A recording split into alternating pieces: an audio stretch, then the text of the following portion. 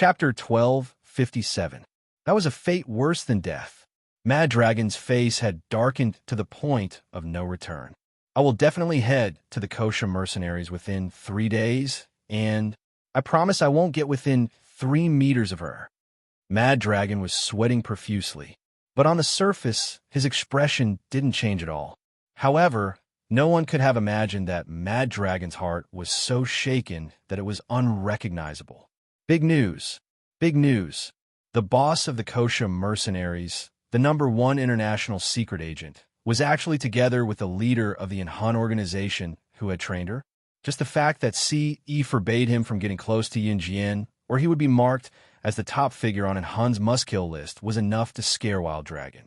He wouldn't dare to touch SS even if he died. She was the leader of the Han organization.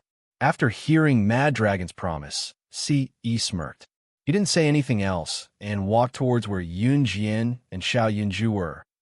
At this moment, Yun Jian was holding Duan Li and Duan Ye's hands, while Lin Huai was helping Yun Jian hold Xiao Yunju's hand.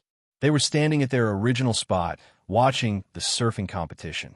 Wow, sister and the others are so awesome. I want to be as awesome as them when I grow up. Xiao Yunju was still young, so his words weren't true. Children only like to dream of their own dreams, but they didn't know the cruelty of reality. That was the benefit of being a child. Children didn't need to think too much about the trivial matters of the world.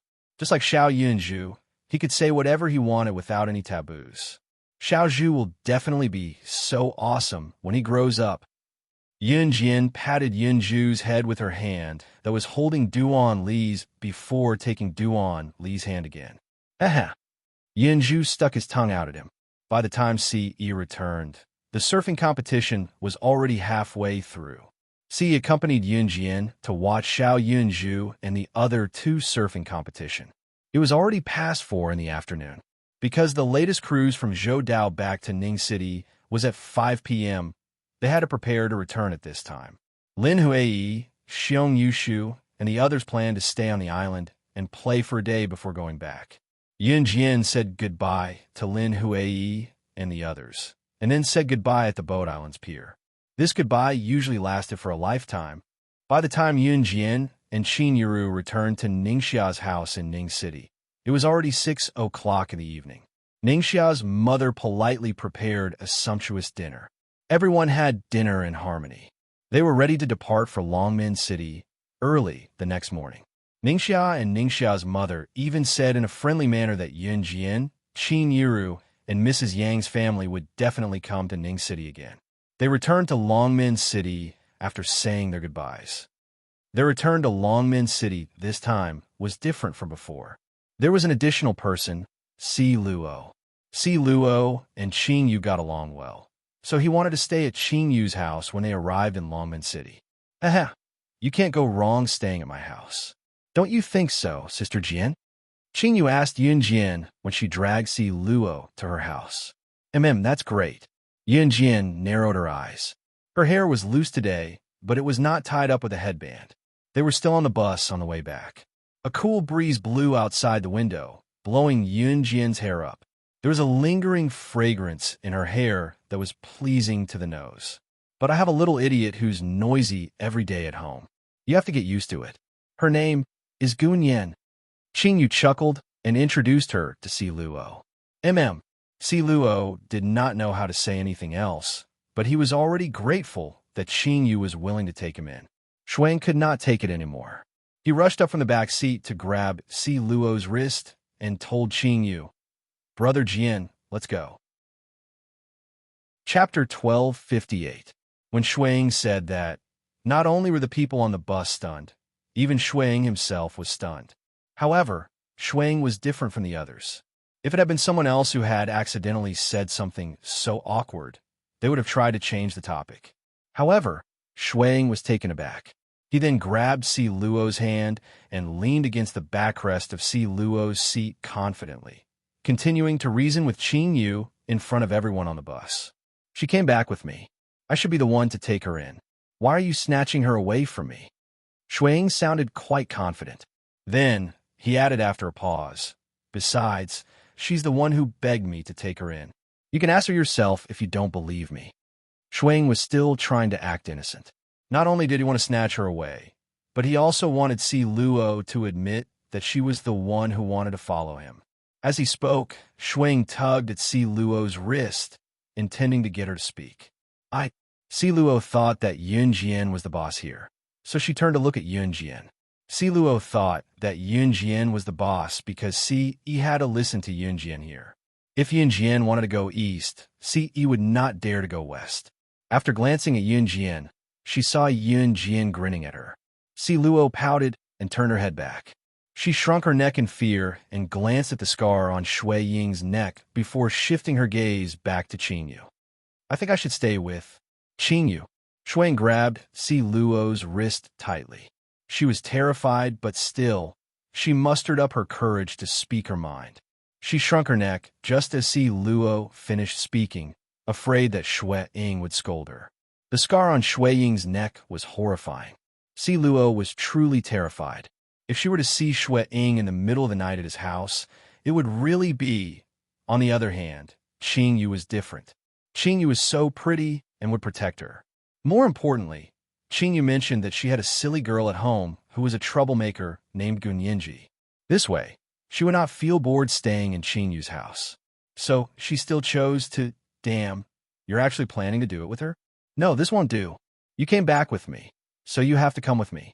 Shui Ying's grip tightened. In the end, Shui Ying dragged Si Luo to his house. Shui Ying stayed in Longmen City for a day upon his return before rushing back to an Hun group. Shui Ying was supposed to leave with Lin Wei when they left Longmen City, but he was different today as he left with Si Luo. Si Luo had wanted to stay in Longmen City, but she dared not resist Shui Ying's tug. She could only shrink her neck and leave with Shui Ying under Qingyu and Yun Jian's shears. Oh God, Si Luo is so pitiful. Don't you think so, Sister Jian? Qingyu shook her head, standing at the bus stop to send Shui Ying and the others to the airport. I think so. Yun Jian turned to give Qingyu a half-smile and went to see Yi, who was standing not too far away. The next few days were very ordinary. With Si Yi's company for the past few days, Yun Jian's days were anything but ordinary. The third Global Underground Tea Party would be held in a few days' time. To put it bluntly, it was a gathering of the world's underground secret agents and assassins. 3 days before the Underground Tea Party, Yun Jian had a month of peaceful summer vacation. In the blink of an eye, it was almost August. 3 days before the tea party, Yun Jian was asked to attend the graduation ceremony of Junior 3 Class A. The graduation ceremony was held on the 29th of July this time. It was a little late since it was a last-minute event. Chapter 1259. Zhang Xiaofeng was waving at Yun Jian with all his might. Chun Sini, on the other hand, had her hands gently cupped by her lips, using this as an excuse to shout at Yun Jian from afar. It had been a few days since Yun Jian had seen Zhang Xiaofeng and Chun Sini, this pair of buffoons. She couldn't help but reveal a faint smile. Hey, it's so embarrassing for the two of you to shout here and there. We have to maintain our poise. Ling Yichen, who was standing beside Zhang Xiaofeng and Chun Sini, coolly flipped his short hair that couldn't be flipped. Then he struck a cool pose. Screw you. We're all on the same side. Stop pretending. Zhang Xiaofeng slapped Ling Yichen's cool pose away. You're not from our class, yet you're attending our graduation ceremony with us. Aren't you ashamed? Zhang Xiaofeng rebuked Ling Yichen with his master, Yun Jian, backing him up. It's not like I'm the only one from another class who's here to join in the fun. Didn't the other students in your class also invite their classmates who aren't from your class to attend your graduation ceremony? Ling Yichen eloquently rebutted Zhang Xiaofeng. Hey, I say, you're acting all high and mighty when a classmate from another class comes to attend our graduation ceremony. Zhang Xiaofeng joked as he bickered with Ling Yichen. However, before the two of them could finish their bickering, Yun Jian's cold voice rang out. If the two of you say another word, I'll make you walk backwards right now. Hearing his master's words, Zhang Xiaofeng quickly shrank back. Ling Yichen was also shaken by Yun Jian's imposing manner. Zhang Xiaofeng and Ling Yichen believed in Yun Jian's words very much, so the two of them immediately stopped talking. Ha ha! My Jian is the best, Chun Sini said as she hooked her arm around Yunjian's and stuck her tongue out at Zhang Xiaofeng and Ling Yiqian. Everyone is here, right? We can go to the hotel for lunch. The person who organized the graduation ceremony was Yunjian's class study committee member, Lin Yiqian. Lin Yiqian was a very ordinary-looking girl, but she was very good at her studies and had excellent organizational skills. It was just that she was usually very quiet and didn't like to talk much. In school, Lin Yiqian always wore her school uniform. Today, she had changed into a white dress, which made her look like a fairy. Sure thing, study commissary, as you wish. Zhang Xiaofeng was at ease, entering the hotel with Yun Jian and the others with a chuckle. Today, the graduation ceremony of the students had even called their teachers over. At this time, the results of the middle school exams were already out. After entering high school, the students would go their separate ways. After entering the private room of the hotel, Yun Jian followed Zhang Xiaofeng and the others to a table. There were 3 to 4 tables set up around them in the same room. This was also to make it easier for the class reunion. After Yun Jian sat down, a few of the rowdier boys in the class started to kick up a fuss. Hey, don't leave later. Qi Xiaoxiao's boyfriend from our class will be here later. Her boyfriend is the young master of Prosperous Fountain Company in Jia Province. His family is filthy rich. Qi Xiaoxiao said later that she'll get her boyfriend to bring her to Longmen City's racecourse for horseback riding. It's free for all of us. Prosperous Fountain's young master is treating us. Haha. Right after the rowdy boys finished speaking, the girl named Qi Xiaoxiao, who had been quite obedient in school, was already wearing a thick layer of makeup. It hadn't even been 2 months since she left school, but she was already wearing heavy makeup. Today, she was even wearing a pink miniskirt with a lot of rouge and face powder on. Qi Xiaoxiao stood up and said proudly, "It's not that exaggerated. My boyfriend's family is only worth tens of millions." A net worth of tens of millions was an unimaginable amount in 1999. Chapter 1260. Upon hearing Qi Xiaoxiao's words, both the male and female students gasped in shock.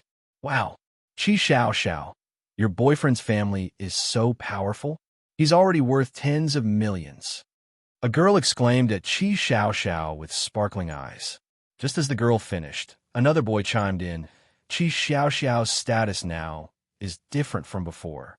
She's the future madam of Prosperous Fountain Company. The entire company should be hers in the future. When the boy said that, there was another round of "oh" from the crowd. Qi Xiaoxiao was even more smug when she heard what the boy said. Coincidentally, the boy added, Qi Xiaoxiao, don't forget us when you're successful in the future. The latter part of his words elicited gasps from the crowd.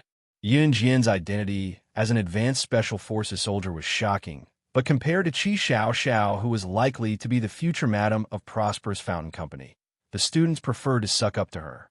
It was because Qi Xiaoxiao would become rich. People were all very realistic.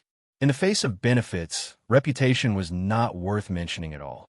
Qi Xiaoxiao picked up a cup of tea and downed it like a rich lady amidst everyone's praises and adulation. Yun Jian was not affected by the atmosphere as she was chatting with Chun Sini and her friends at the corner of the dining table. Master, you'll be studying outside the city after you go to the military school. You must come back to visit us in the future. Zhang Xiaofeng said reluctantly. After all, it was almost a year of friendship. It was not something that could be forgotten so easily. Yeah, Jian, we're studying in high school in Longmen City. You're out of Longmen City now and going to a high school outside. You must come back to visit us when you're free. Chun Sini said, gripping Yun Jian's hand tightly. Yeah, me too. Xiaofeng, Sini, and I got into the same high school. Ling Yiqian chimed in. Looking at their expectant gazes, Yun Jian nodded and smiled. Yes, I will. Come to think of it, the first friends she made when she left Xinjiang town and came to Longmen City were Zhang Xiaofeng and Chun Sini. Ling Yiqian had gotten to know her not too long after that. Up until today, the 3 of them had been by his side. However, Yun Jian knew that all good things must come to an end, just like Lu Fian. When they would meet, they would always meet. A person had to walk their own path in life. No one could accompany them to the end, because everyone's lifespan and experience were different. No one could be sure. My boyfriend is here.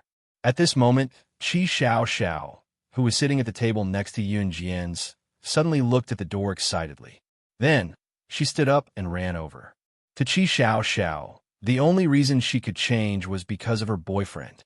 Moreover, she had a boyfriend now, so she had become more confident. Back in school, Qi Xiao Xiao was an ugly girl who did not know how to dress up. Now that she was out of school, she knew how to dress up and put on makeup. Now, she could even boldly reveal her boyfriend's assets humbly, eliciting gasps from the people around them. Qi Xiao Xiao was very satisfied with this feeling.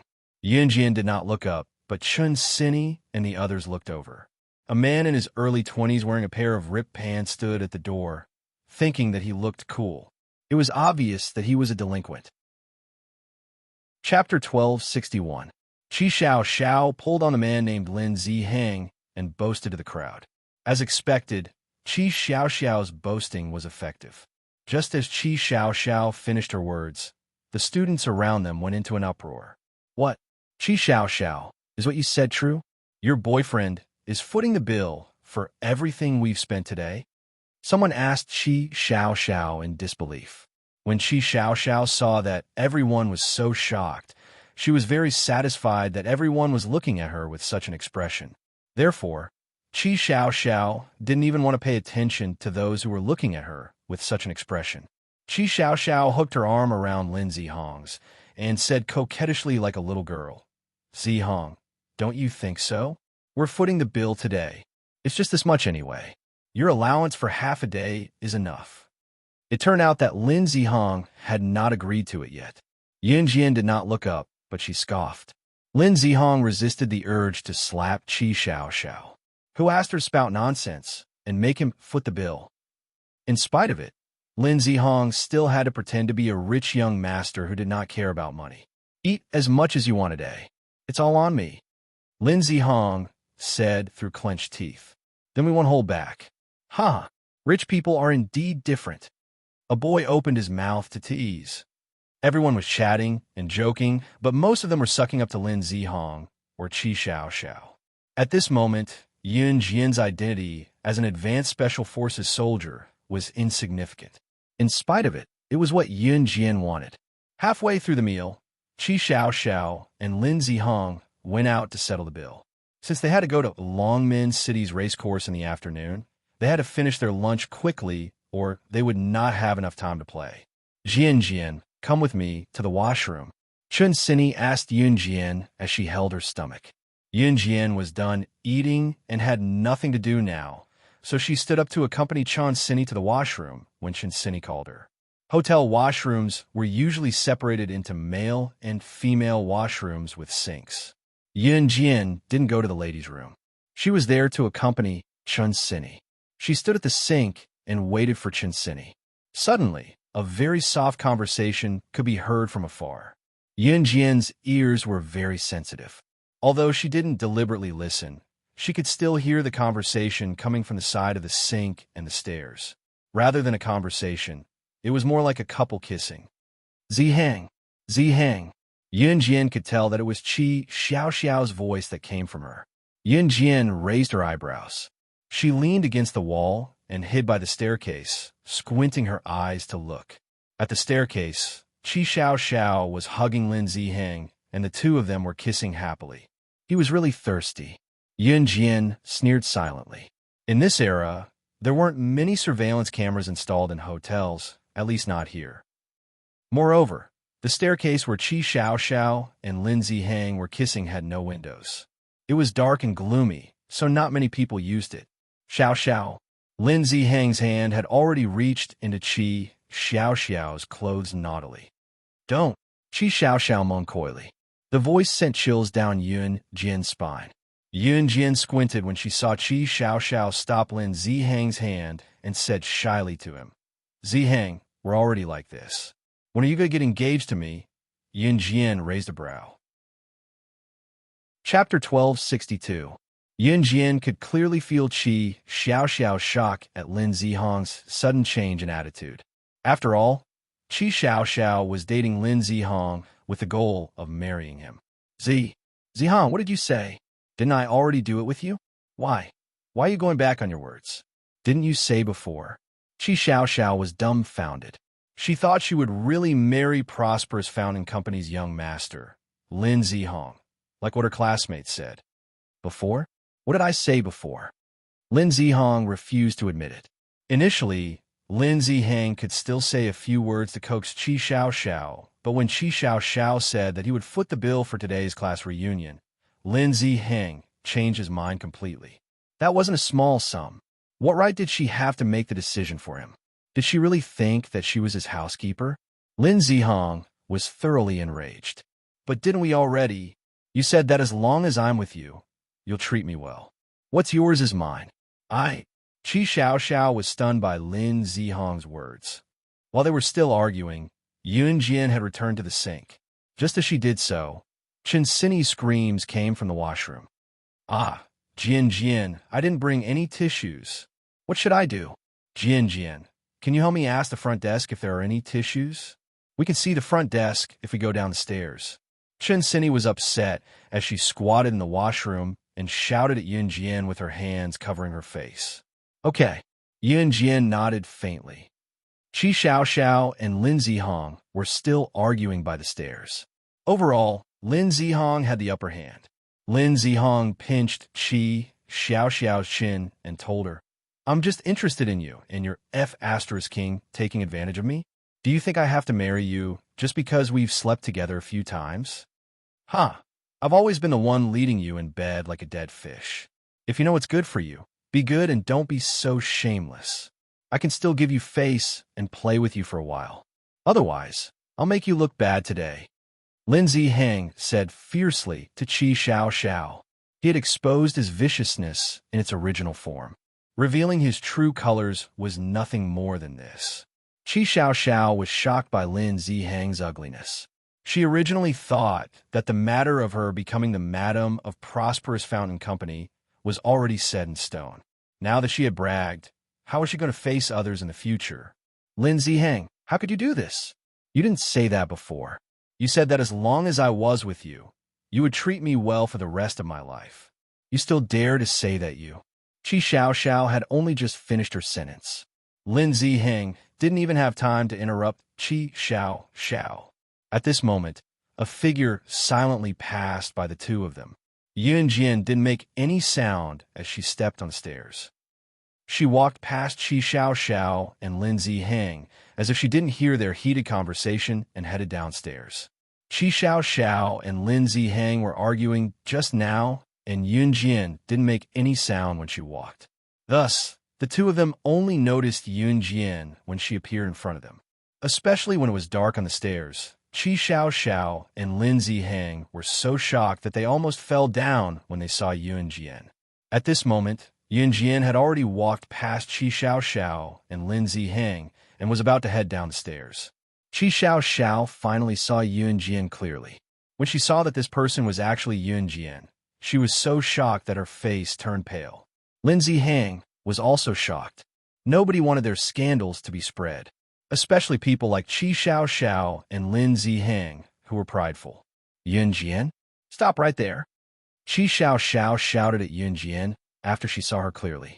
Did Yun Jian hear my conversation with Lin Zihang just now? How much did she hear? Yun Jian didn't bother with Qi Xiao. This time, Qi Xiao and Lin Zihang rushed down together and blocked Yun Jian's path. Qi Xiao even pointed at Yun Jian and said, Yun Jian, stop right there. I told you to stop right there. No one can order me around.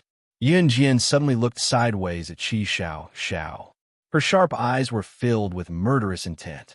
Yun Jian's words made Qi Xiao and Lin Zihang tremble. Chapter 1263. Yun Jian's sudden words made Qi Xiao and Lin Zihang tremble. What did you say? Qi Xiao was shocked by Yun Jian's words. Qi Xiao took 2 steps back at the thought that Yun Jian was an advanced special forces soldier. But very quickly, Qi Xiao was afraid that her scandal with Lin Zihang would be exposed, and she was even more afraid that she had bragged in front of everyone. Many people even said that she could become the future madam of Sheng Yuan Company. But in such a short time, Lin Zihang didn't want her anymore. That wasn't the main point. The main point was that Lin Zihang wasn't tired of her. This meant that if Qi Xiao didn't say anything, no one would know. But she had just bragged in front of so many people, and Yun Jian had seen it. Yun Jian heard what she said. How much did she hear? How was she going to face others if this got out? Yun Jian, what did you hear? Let me tell you, my boyfriend is the young master of Sheng Yuan Company. If you dare to say a word about what you just heard, I'll make sure you're in big trouble. Qi Xiao was obviously scared to death. If people found out that she had slept with Lin Zihang, the main thing was that Lin Zihang didn't want to marry her anymore. If this got out, she would lose all her face. She would definitely be done for. When people talked about her, they would only say that she was a slut.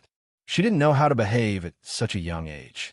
Qi Xiao was afraid, so she stopped Yun Jian from going downstairs, not allowing Yun Jian to go downstairs. Yun Jian glanced at Qi Xiao. Yun Jian was taller and slimmer than Qi Xiao. Qi Xiao was also a little chubby. Lin Zihang stood in the dark corridor of the staircase and couldn't see Yun Jian's face clearly, but he knew that Yun Jian wasn't bad just by looking at Yun Jian's figure. That playboy aura of his was aroused again. Of course, Lin Zihang didn't want his scandal to be exposed. If his father found out that he was fooling around with a woman like Qi Xiao, his pocket money would be deducted in the future. Thus, Lin Zihang stopped Yun Jian from going downstairs and said to Qi Xiao while panting, "You don't want others to know either, right? Then come over here and help me record it. I'm going to *CK her right here. Then she's in the same boat as us." Lin Zihang stretched out his hand and threw the phone to Qi Xiao, thinking that he was suave. Current cell phones didn't have the ability to record, but they already had the ability to record. What you? Qi Xiao didn't expect Lin Zihang to say something like that. She was stunned. What else can we do? This was the best way to seal this woman's mouth. Qi Xiao, hurry up, Lin Zihang roared. Qi Xiao gritted her teeth. She also felt that this was probably the best way. At this moment, Lin Zihang had already lunged towards Yun Jian. Needless to say, Lin Zihang's idea was the safest. If it had been any other girl today, she would have been completely ruined by Qi Xiao and Lin Zihang. Fortunately, the person standing here today was Yun Jian. Yun Jian narrowed her eyes. There was no light here, and she could feel Lin Zihang's hand reaching toward her. Yun Jian dodged to the side gently. Then, she kicked Lin Zihang's abdomen and stomped him to the ground. She didn't even lift a finger. She stomped Lin Zihang's body to the ground with her foot alone. The entire process took less than 2 seconds. Even in the dark, Lin Zihang was shocked by Yun Jian's skills. Qi Xiao suddenly remembered that Yun Jian was an advanced special forces soldier. In the next second, she heard Yun Jian's eerie voice clearly. It's so quiet here, and no one's walking around. If I kill you now, cut your bodies into 8 pieces, and throw them into a gunny sack, and throw them into the stream, will anyone discover your bodies? Yun Jian's words were terrifying, especially with her skills and in this dark environment. Chapter 1264. Yun Jian didn't waste any more time with Qi Xiao and Lin Zihang. She didn't intend to bother anyway. Besides, Chun Sini was still waiting for her in the toilet. After Yun Jian finished her sentence, she walked downstairs lazily with her hands in her pockets, as if nothing had happened. Qi Xiao was shocked. Her hands were unsteady just now, and she accidentally dropped Lin Zihang's phone on the floor. However, both Qi Xiao and Lin Zihang weren't paying attention to this. They were more concerned about whether Yun Jian would reveal what she said just now. Qi Xiao and Lin Zihang didn't say anything as they watched Yun Jian walk down the stairs toward the front desk on the first floor. After a while, Lin Zihang shouted angrily at Qi Xiao, "Hurry and help me up. It hurts so much. Damn it." Qi Xiao was so shocked that she quickly ran over to help Lin Zihang up. After all, Qi Xiao had to coax Lin Zihang so that her days of being admired would last longer. After helping Lin Zihang up, Qi Xiao and Lin Ziheng quickly walked towards the room where their classmates were. Although they were afraid that Yun Jian would reveal what she saw just now, Qi Xiao and Lin Ziheng were more afraid that Yun Jian would go back first. Because at least if they went back first, even if Yun Jian wanted to talk nonsense, she wouldn't be able to prove it. For the next period of time, Qi Xiao and Lin Ziheng were in a state of tension. When the classmates talked to Qi Xiao and Lin Ziheng, they could clearly feel that Qi Xiao and Lin Ziheng were distracted.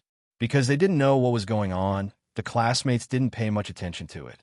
Until Yun Jian and Chen Sini returned from the toilet, Qi Xiao and Lin Ziheng didn't even bother to be polite with their classmates.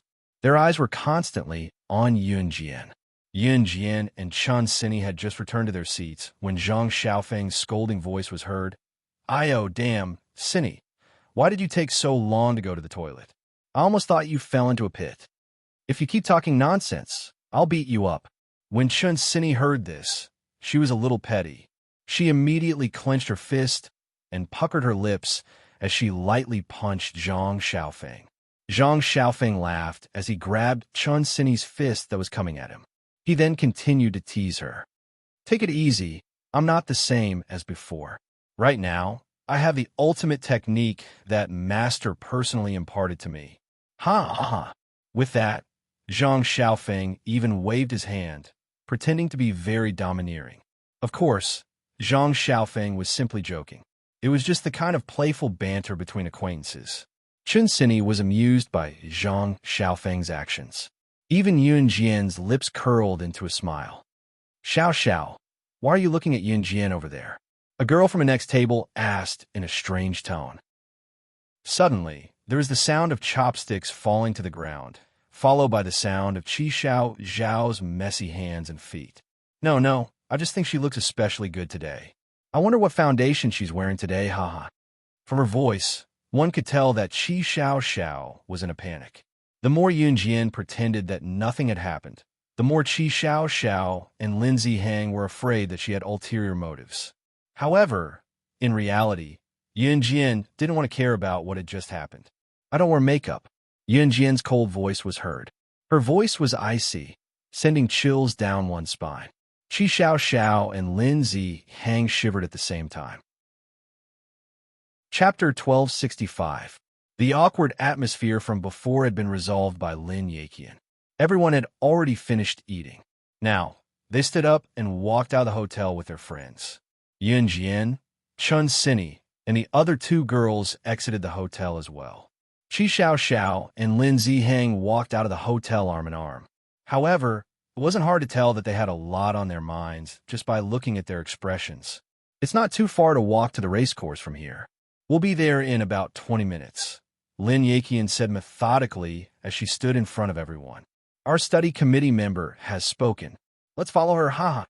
A few of the more mischievous boys chimed in when they heard Lin Yaqian. Although it was a class reunion, it was mostly a gathering of friends who got along well with them. They were separated into twos and threes, but they were all going to the same place.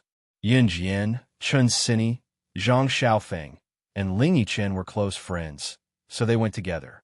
Just as they stepped out of the hotel, Yun Jian saw a familiar figure at the entrance.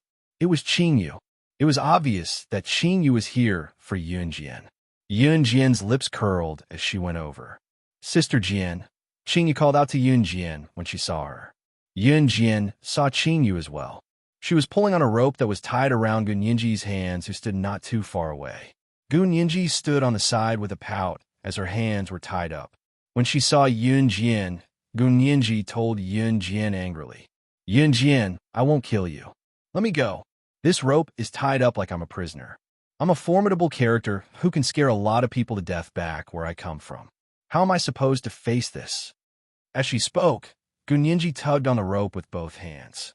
Ever since Gun Yinji failed to assassinate Yun Jian the last time, she had completely given up on trying to assassinate Yun Jian.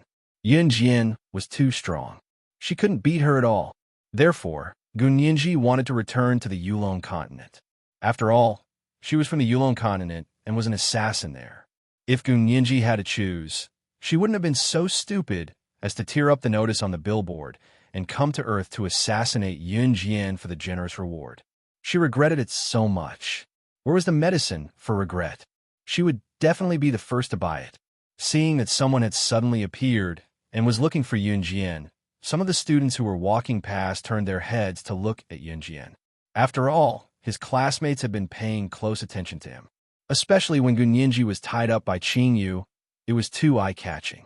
However, when they heard what Gunyinji said to Yun Jian, the boys and girls who were about to walk past them all stopped in their tracks. One of the female students was even quicker than Yun Jian when she asked Gunyinji, "You want to kill Yun Jian? Murder? Are you kidding me? Or was he acting?" Murder is against the law. Of course, normal people would be shocked to hear what Gunyinji said. Especially students of this age who were usually more free and lazy.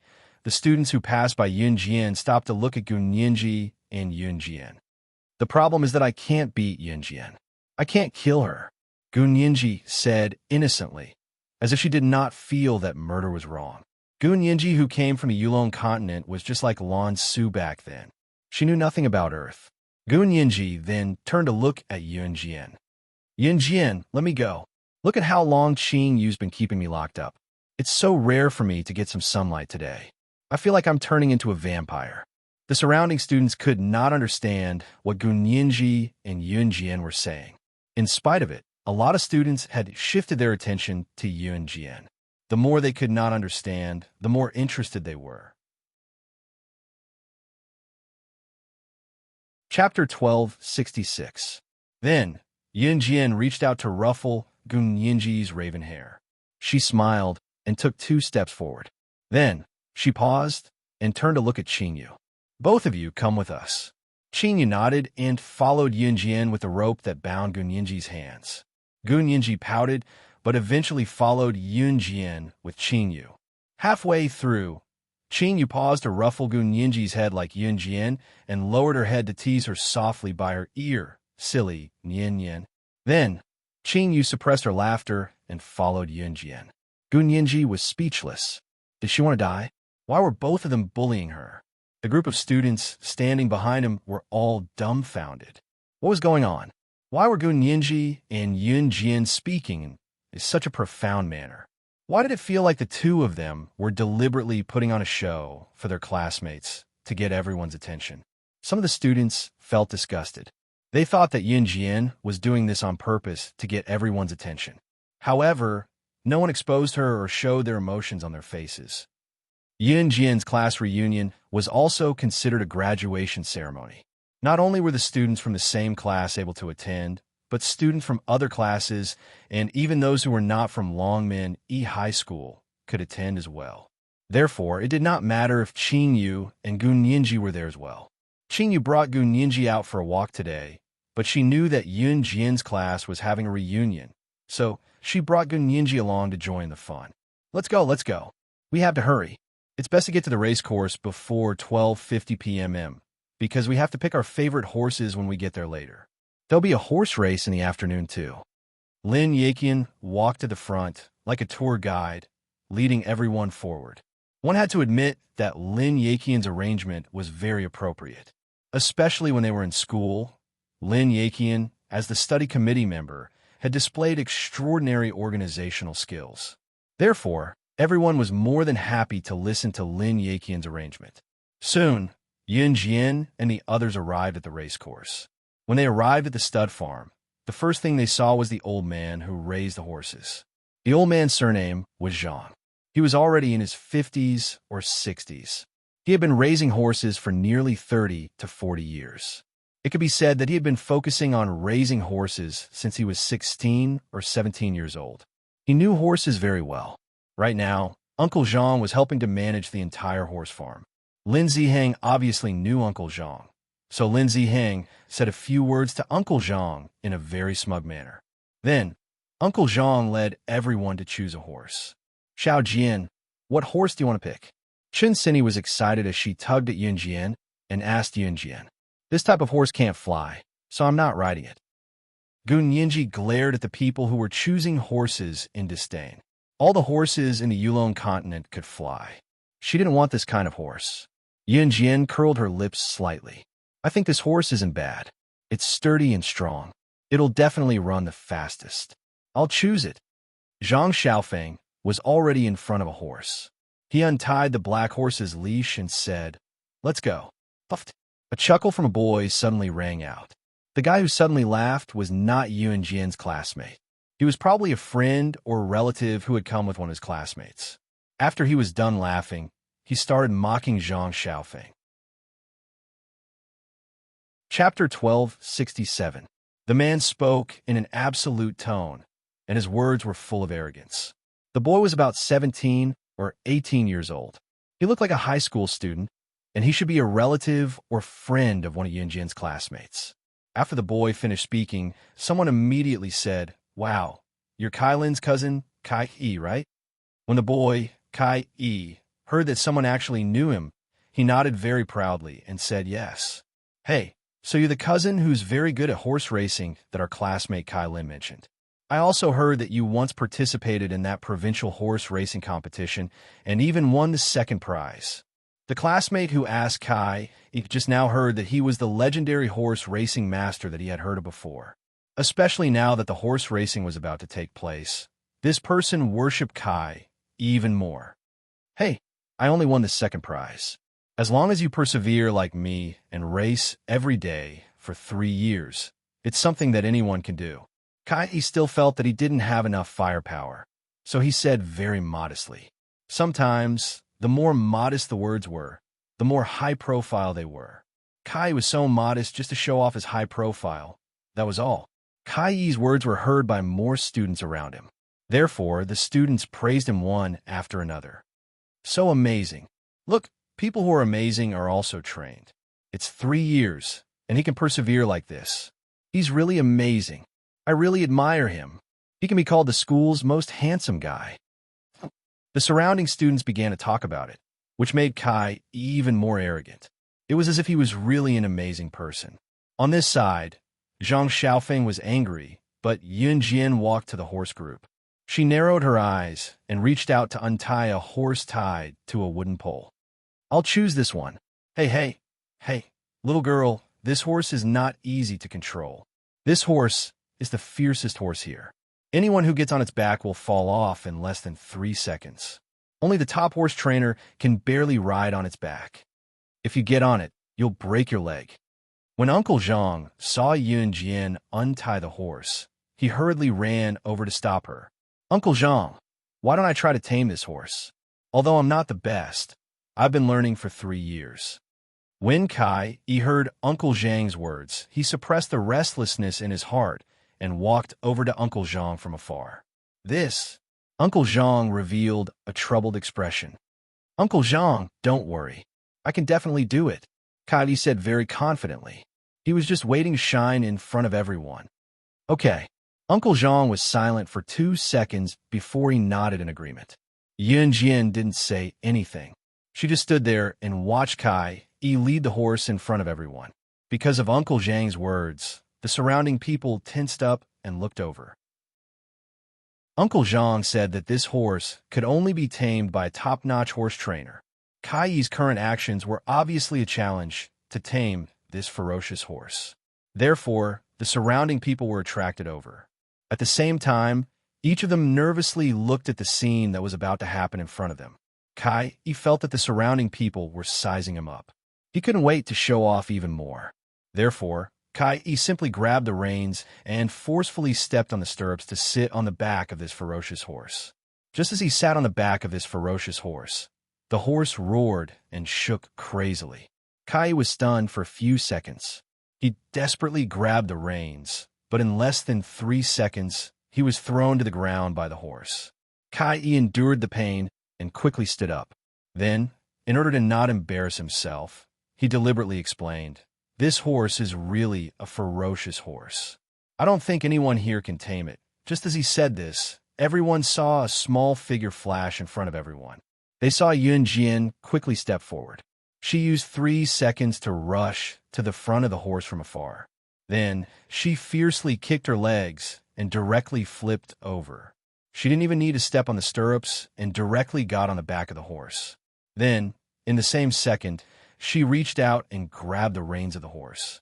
The moment the horse roared crazily, she grabbed the reins and used the reins to restrain the restless horse in the shortest time possible, until the horse was completely quiet and tamed by her. Chapter 1268. Yunjian's words were loud and clear.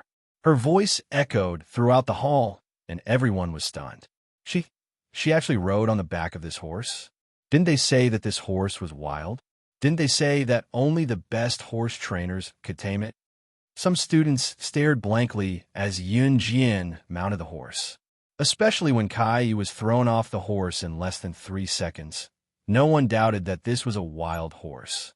What kind of capability did Yunjian have to be able to do what she did just now to be able to ride such a dark horse? A few of the boys who had their limelight stolen by Kai just now and were still holding a grudge saw this and clapped their hands and shouted, "Good, good. Yunjian, good job. You didn't embarrass our class, eh?" Even though everyone had graduated, they still referred to each other as their class. Kai, he wasn't from their class, so the boys in Year 3 class were extremely displeased when they saw Kai, and Lindsay being called by their classmates and showing off at their graduation ceremony. They just didn't show it on their faces. When Kai fell off the horse just now, the boys in Yunjian's class wanted to clap and cheer, but they didn't show it directly. Yunjian got on the horse after Kai fell off because he couldn't control it. This action was like giving Kai a big slap in the face. Therefore, the group of boys in the class cheered and howled. They were so excited that they couldn't control themselves. Kai was in a hurry to get up just now to explain himself, but he ended up being bullied by Yunjian. His expression darkened instantly. "Cousin." At this moment, Kai's cousin, Kai Lin, walked up to Kai and handed him a few tissues. Kai Lin was Yunjian's classmate, and Kai was here today because of Kai Lin's invitation. After Kai Lin walked over and handed the tissues to Kai, she turned around and looked at the crowd. At the same time, she glared fiercely at Yunjian from the corner of her eye and said, "It's nothing to be able to ride a horse. Horse racing is all about skill. My cousin's horse racing skills were once praised by a national horse racing coach. That coach once represented Country Z in an international competition. I heard that he even won a grand prize." Kai Lin said it in a very high-profile manner. She didn't believe that Yunjian was an advanced special forces soldier. This was already unbelievable. Could she be an all-round secret agent? Just like the secret agents in the movies who could blend in with all kinds of professionals without being discovered? Was she an extremely powerful existence? Wasn't this a joke? How old was she? Kai Lin was very unhappy. She had been unhappy with Yunjian for a long time. "That's amazing." Immediately, some girls began to chime in. "Oh my God, he is so awesome. He was praised by a national horse racing coach." The girls began to grit their teeth again. At this moment, Yunjian had already firmly restrained the horse. She pulled the reins and led the horse to Gunyinji with ease. She didn't care what the people around her were saying. Yunjian merely smiled and hooked her index finger at Gunyinji, saying, "I'll give you a chance to set you free as long as you choose a horse to race against me." Yunjian's words successfully attracted everyone's attention. Gunyinji made an exaggerated expression when she was called and pointed at the horses before saying, "What? You want me to use this inferior horse that can't fly to race against you? Are you kidding me?" Yunjian and Gunyinji's conversation shocked everyone. Chapter 1269. Kai Lin had 1 or 2 friends with her as well. It was easy for girls to get jealous, especially after what Yunjian had just done and said. She had attracted everyone's attention. Therefore, after Kai Lin finished speaking, a few girls immediately followed suit and pointed at Yunjian, Gunyinji, and Xingyu. Yunjian pretended not to hear them. She stared at Gunyinji, the curve of her lips clearly visible.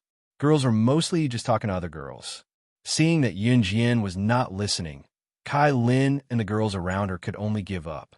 Gunyinji felt uncomfortable being stared at by Yunjian. In the end, Gunyinji looked at Yunjian awkwardly and stammered, "Will you really set me free if I win? I'll only give you 1 chance. I won't wait for it after that." Yunjian crossed her arms and looked at Gunyinji without saying a word. Fine, let's compete. Although this horse is a little low class, Gunyinji, don't want to be tied up like a prisoner again. Gunyinji narrowed her eyes. You two young ladies want to compete in horse racing? Uncle Zhang walked up to Yunjian and Gunyinji and asked kindly. Yunjian answered. Young ladies, this is the only racetrack we have here. I'm sure all of you youngsters would want to race, and you don't have much time. Let's see if it's a 5-person race. You two young ladies can still compete. Uncle Zhang opened his mouth to explain. There was only one racetrack here. If these 40 to 50 students from Yunjian's class and their friends and relatives wanted to race one-on-one, there would not be enough time in the afternoon. Although many of them could not even make the horse run while riding, since the students were all here, they would definitely want everyone to experience the feeling of horse racing. I have no objections. Yunjian didn't have any objections because she only wanted to race with Gunyinji. It had nothing to do with her if someone else got involved. Good. Then we'll add 3 more people for the first round of horse racing. Who wants to participate in the first round?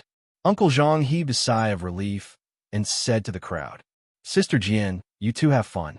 I won't join the fun. Qing Yu loosened her grip on Gunyinji's arm easily. Finally untied, Gunyinji stretched lazily. I'll do it. Kai's voice rang out.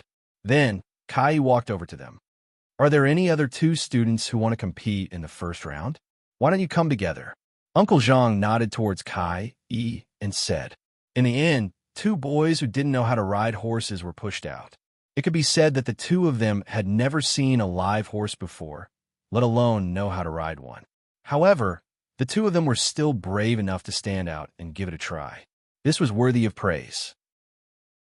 Thus, Yunjian, Gunyinji, Kai and the 2 male students each pulled their chosen horses and lined up side by side at the starting line of the horse racing venue. They were ready. Cousin, do your best. You're the best. First place will definitely be yours. Kai Lin stood a distance away and cheered with her hands cupped around her mouth. Hearing his cousin's words, Kai Yi's nervousness calmed down instantly. Speaking of which, Yunjian was just an ordinary junior high school graduate. Even if she had suppressed the wild horse just now, what did that mean? Thinking of this, Kai turned to lecture Yunjian and Gunyinji to calm himself down. Chapter 1270. Not only was Kai lecturing Yunjian and Gunyinji directly, it sounded like he was boasting when he said it. He said that he would not let Yunjian and Gunyinji win because of his love for horse racing. The reason was very valid. Kai Yi's words indirectly implied that he would definitely win against Yunjian and Gunyinji. Yunjian merely scoffed at Kai Yi's words. Gunyinji scratched her head and thought to herself, how can there be such a dumb fool on this earth? Is he really dumb or just pretending to be dumb? How dare he say such things in front of her and Yunjian? Other things aside, Gunyinji knew that Yunjian was someone with real ability. At least, it was an indisputable fact that she could not defeat Yunjian. That was why she was now Yunjian's captive.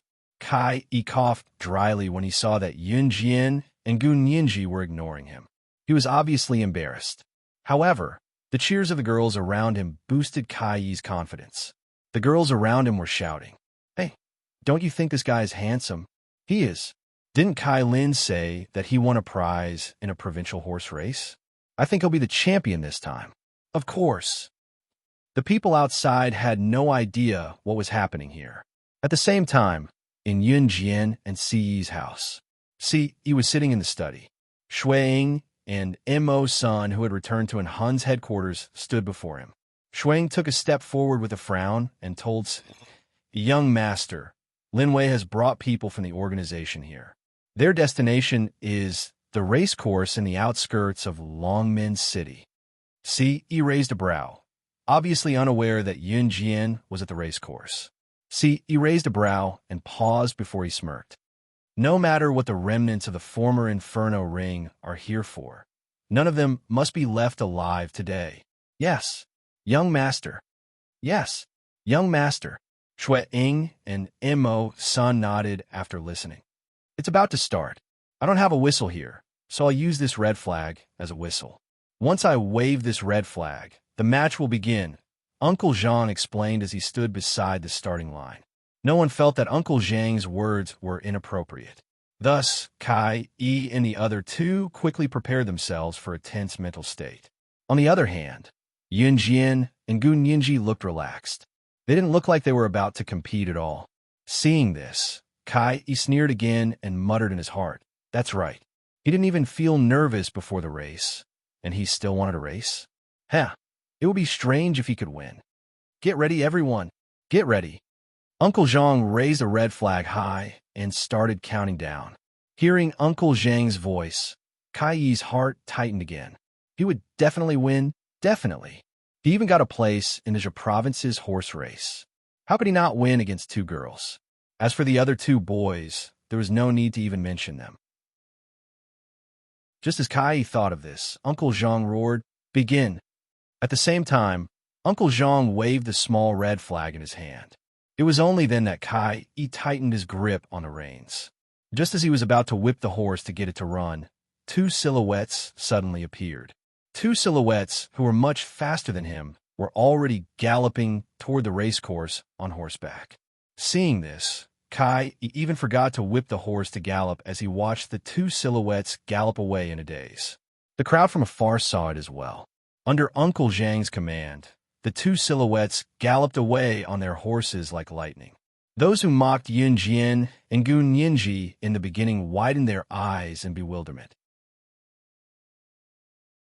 Chapter 1271. Kai Yi was stunned from the start as he stood rooted to the ground with the whip in his hand. It was only when Yun Jian and Gu Nianji were 10 meters away that Kai Yi snapped back to his senses. He immediately chased after them with the whip in his hand. As for the other two boys, because they had never learned how to race horses, the two of them grabbed the reins and pulled. They accidentally drove the horses to a place that was not the racetrack and completely deviated from the racetrack. Of course, none of the students present paid any attention to the two boys.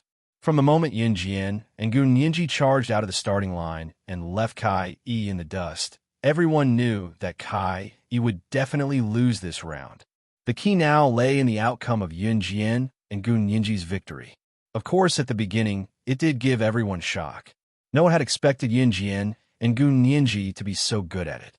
He actually rushed out of the starting line right from the start and left Kai Yi in the dust right from the start. Oh my God, Yun Jian and that girl are amazing. Someone began to shout as they watched Yun Jian and Gu Nianji charge out. Don't forget that Yun Jian is an advanced special forces soldier. She's the slayer of Team Monarch. Someone reminded. The people around them shrieked and exclaimed for Yun Jian when they heard it. At that moment, everyone's attention was on Yun Jian and Gu Nianji from afar. There was an endless stream of cheers and screams. Kai Lin's face immediately turned pale. How was that possible? How could her cousin, Kai Yi, lose to Yun Jian and that girl? Look, there! Someone shouted, pointing at Yun Jian and Gu Nianji's departing figures. Everyone turned to look. They saw Yun Jian holding on to the reins and gradually leaving Gu Nianji behind. Gu Nianji was having a hard time chasing after her. However, it was not hard to tell that Gu Nianji was not to be underestimated. Oh my God, I've been at the race course for 30 to 40 years. This is the first time I've seen such an exciting race. Even Uncle Zhang couldn't help but grab the red flag that was used as a whistle to prepare for the start. His entire body tensed up. After all, Uncle Zhang was a professional, so when the people around him heard Uncle Zhang's words, their hearts tightened at this moment. If even Uncle Zhang said so, then how incredible were Yun Jian and Gu Nianji? When they were about to reach the finish line, Yun Jian and Gu Nianji had maintained their pace one after the other. In the last 10 seconds of the sprint, Yun Jian suddenly grabbed the reins and sped up. Gu Nianji had already reached her limit and could no longer speed up. In the last few seconds, Yun Jian reached the finish line 5 seconds faster than Gu Nian. As soon as she crossed the finish line, Yun Jian jumped. The horse was still galloping. Her jump was a very dangerous move, but Yun Jian was able to do it smoothly. With a leap, Yun Jian landed on the flat ground and grabbed the reins to rein the wild horse that was about to gallop away. In at most 3 seconds, She had completed this series of actions. Gun Yinji pulled the reins and slowly slowed the horse down from the finish line. By the time Gun Yinji stopped, Yun Jian was already looking at her with narrowed eyes. Gun Yinji also jumped off the horse's back. Both of them were very agile and did not match the age of a teenage girl. Everyone around them was dumbfounded. However, they saw Gun Yinji take 2 steps toward Yun Jian. She laughed and said to Yun Jian, "I admit defeat. Yun Jian, from today onwards, I, Gun Yinji, will work for you. Will you take me in?" Chapter 1272. Yun Jian's words almost made Gun Yinji vomit blood. She had thought about it for a long time before coming to this decision. Gun Yinji had already made up her mind when the horse race was about to begin. If Yun Jian could win against her, she would follow Yun Jian. After all, Gun Yinji's ability in Yulong mainland was not to be underestimated. What would she do if she could find someone who was stronger than her on Earth? What else could she do? Of course, she would cling on to her fiercely. She would not leave, even if she was chased away to learn from her master.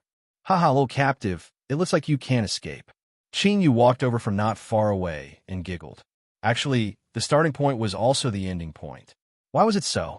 Because starting from a starting point and running one round around a racetrack, one would still end up back at the starting point. At least the racetrack here was built similar to a school's field. The surrounding students all stood rooted to the ground. Other than Kai Lin's group of girls, everyone else was extremely impressed with Yun Jian, especially Yun Jian's handsome appearance just now. It was exactly the style they wanted. Kai Lin frowned when she saw that her cousin, Kai Yi, did not catch up. She finally could not take it anymore. Now that she saw Yun Jian being admired by her classmates, she was even angrier. However, Kai Lin was smarter. She never showed her disgust towards others on her face. She heard Gun Yinji say that she wanted to follow Yun Jian just now. Here came the question. What did she want to do with Yun Jian? Seizing the opportunity to make things difficult for Yun Jian, Kai Lin immediately walked over. "Congratulations on winning. You guys are amazing." Kai Lin said this first, then continued to speak to Yun Jian in front of everyone with a fake smile. "What were you guys talking about just now? Why did you say that you want to follow you? What do you want to do? Hey, what you said just now made it sound like you want to mingle with the mafia, just like the Secret Service assassins in the movies. Don't say that in the future. You two are girls after all. Don't be so careless. Fighting for first place with a boy is not something a girl should do. We girls should be gentle and quiet. Otherwise, you won't be able to get married in the future." Kai Lin changed her arrogant tone from before, where she thought Kai Yi would win without a doubt. She deliberately made herself look very calm, then walked up to Yun Jian and loudly lectured them. The onlookers listened to Kai Lin's lecture. That seems to make sense. Therefore, a few girls followed Kai Lin's lead and responded. In the end, it was as if Yun Jian and Gun Yinji had snatched first place from Kai Yi and were in the wrong. Yun Jian sneered and said nothing. Kai Lin glanced at her and thought that Yun Jian was speechless because of her words, so Kai Lin smiled secretly. He thought to himself, what Yun Jian? What advanced special forces? Does she really think she's a gangster? Especially the woman who competed with Yun Jian in horse racing. She even said that she wanted to work for Yun Jian. Did he think he was a gangster? Kai Lin hated the smug look on her face, especially the way Gun Yinji spoke to Yun Jian. It was as if she was really going to do something big. Just as Kai Lin finished thinking this, 3 or 4 vans drove into the horse track. Then a group of masked men in black got out of the vans. Originally, everyone looked in that direction out of curiosity. Why were there so many strange people at the horse track? However, when this group of people got out of the vans and ran in front of everyone with all kinds of guns in their hands and surrounded them, Kai Lin and everyone else at the scene felt that something was wrong. It was also at this moment that a burly man who was 2 meters tall and had arms as thick as a copper wall stood in front of everyone. Chapter 1273. As the man spoke, he grabbed a machine gun and suddenly fired at the lawn not far in front of them. Guns, these are real guns. Initially, Kai Lin, Qi Xiao, Lin Zihong, and the rest were only secretly afraid when these people appeared. After all, handguns were banned in Country Z. The appearance of a real gun and a toy gun could not be distinguished, but the bullets in a real gun were loaded with gunpowder. Toy guns could only hold a few toy bullets that were smaller than soybeans at most. They could not kill. Initially, Kai Lin and the rest thought that these men who appeared out of nowhere were just trying to show off by standing in front of them with toy guns. Although they did not know the motive of these men, Kai Lin and the rest were not afraid in the beginning. However, it wasn't until this burly man, who was 2 meters tall and had arms as thick as iron walls, stood in front of everyone, grabbed a machine gun, and started shooting at the empty ground. Only then did they realize what was going on. This was a gun, a real gun. The man frowned. Although the horse farm was surrounded by lawns, and there were no houses other than a straw hut that Uncle Zhang had built himself, these people were screaming in fear. But this group of people kept screaming in panic. If someone heard them, it would be troublesome, especially since they had not found their target. The man suddenly raised his voice. His face was covered by black gauze, so they could not tell which country he was from. "I'll kill you all if you dare to speak again." As he spoke, the man grabbed the machine gun and fired at the ground again. Everyone, including Kai Lin, squatted down in fear, not daring to make a sound. These people were criminals. They had guns. They had guns in their hands. Yun Jian narrowed her eyes. Qin Yu, who was standing beside Yun Jian, wanted to intervene, but Yun Jian grabbed her hand. If she guessed correctly, the man who stood in front with a black gauze covering his face and speaking in Mandarin was actually a mature foreign man. He was the remnant force of the former Inferno Ring that had yet to be completely eradicated. He was even in cahoots with the mysterious person who had controlled people and killed Xiao Yunzhu in his previous life. He was the one who Tai Jingang. This Tai Jingang was the subordinate of the leader of the Inferno Ring, Job, who had been killed by Yun Jian. But in reality, Job was just a figurehead of the Inferno Ring. The Tai Jingang status was even higher than Job's. In other words, the Tai Jingang was the mysterious man's subordinate. The truth was, Yun Jian's guess was right. The 2-meter-tall man standing in front of Yun Jian was Tai Jingang. Tai Jingang held the machine gun in his hand and glared at the group of people in front of him. After waiting for a while, no one stepped forward. Tai Jingang was impatient. He held the machine gun tighter and shouted again, "SS, I know you're here. I'll give you 10 seconds. If you don't come out, I'll use the machine gun to kill everyone here." Tai Jingang said fiercely.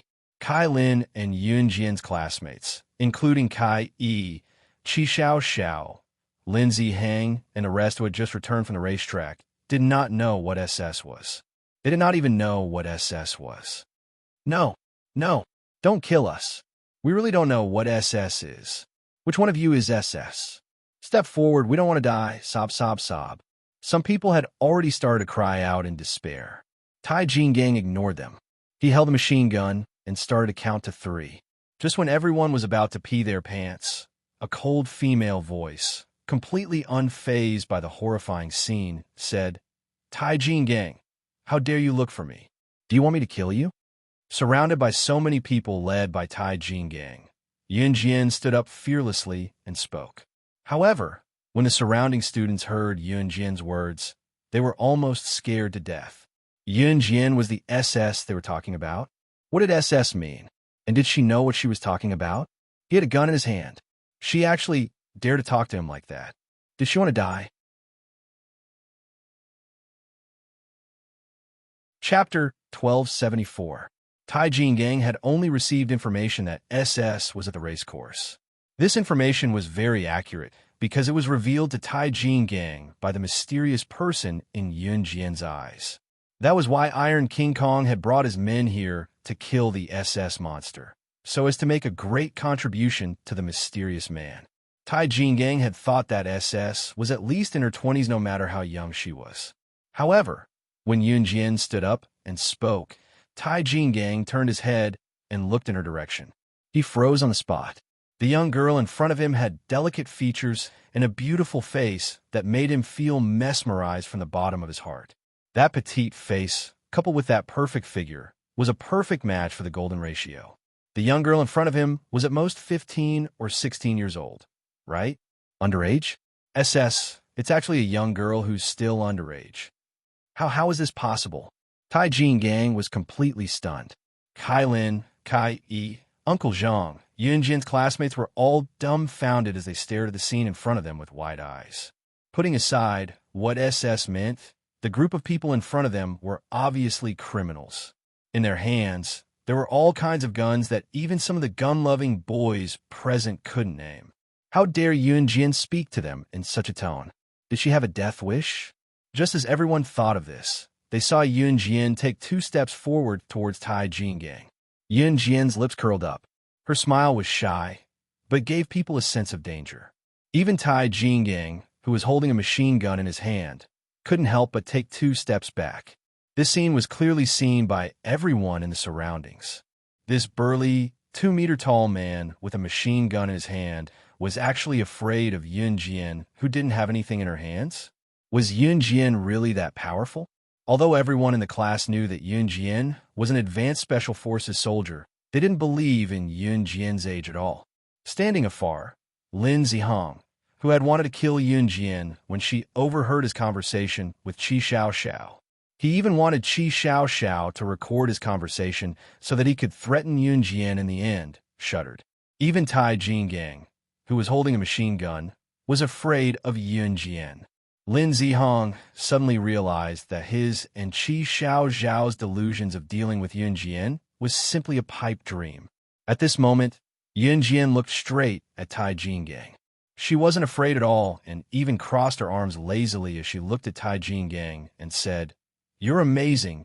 You're able to find me." Her identity was sealed off from all corners of the world.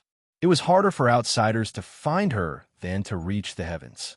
Tai Jin Gang clenched his fists, the bones between his fingers cracking. Then, Tai Jin Gang looked at Yun Jin and said in a slightly louder voice, "SS, you won't be able to escape today. I'll kill you right here and now." "Oh. Is that so? Are you sure you can kill me with these lousy guns of yours?" Yun Jin glanced at Tai Jin Gang and Tai Jingong's men with all kinds of guns and chuckled. Tai Jingong's fists clenched tighter. Yes, Yun Jin never boasted. If slaying God, the top secret agent in the international secret agent ranking, could be killed by his men with guns, she would not be slaying God anymore. She should have given up her position a long time ago. "Sister Jin, you don't have to fight these people," Qing Yu said faintly as she stepped out from the crowd's attention. As she spoke, she took out a few poisonous needles. She had soaked the needles in poisonous water. Once they pierced a person's skin, the person would die instantly. "You're Lady Femme Fatale." Tai Jin Gang glanced at Qing Yu with a frown and cried out. Qing Yu's code name was Lady Femme Fatale. Her name in the underworld was terrifying due to her poison. These changes shocked Kai Lin, Kai Yi, and the others, but no one dared to make a sound at this moment. Lady Femme Fatale? What SS? Did they think that they were acting? They gave themselves another codename. Chapter 1275. What SS? What Femme Fatale? You guys must be acting, right? And the bullets from those guns don't have gunpowder or bullets, so they can't kill anyone, right? When one of the boys saw this, he suddenly shouted out in fear just to comfort himself. Everything in front of him was fake. The people in front of him must be joking. None of this was real. He did not need to be afraid. The boy comforted himself. Acting? I think I just heard the funniest joke. Tai Jin Gang chuckled, redirecting his attention back to Tai Jin Gang. Tai Jin Gang was someone who was closely related to assassins and secret agents. At the same time, his ability was unlike those third-rate assassins. Yun Jin might look lazy, but she was actually paying attention to Tai Jin Gang and everyone else's actions. She, Yun Jin, was never conceited, even if she looked extremely lazy on the outside, even if she was so confident that it was unbearable, even if she had to fight a beggar by the roadside. She would never underestimate anyone. No one could guarantee that the person standing in front of them was weak.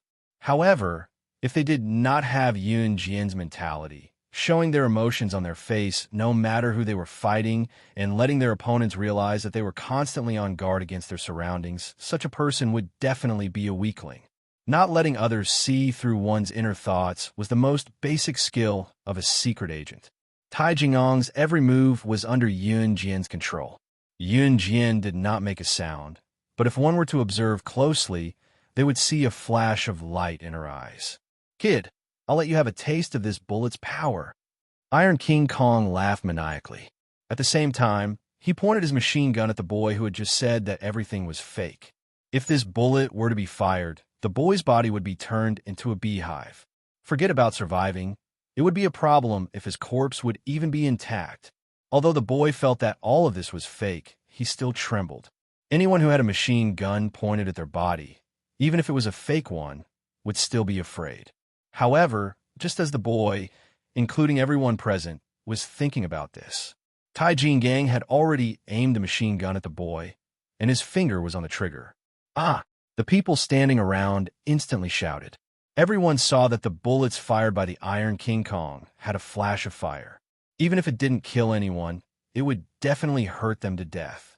In particular, the Tai Jing group's disguise made the surrounding people even more convinced that the guns in their hand were real. "Don't kill me, don't kill me." "Ah!"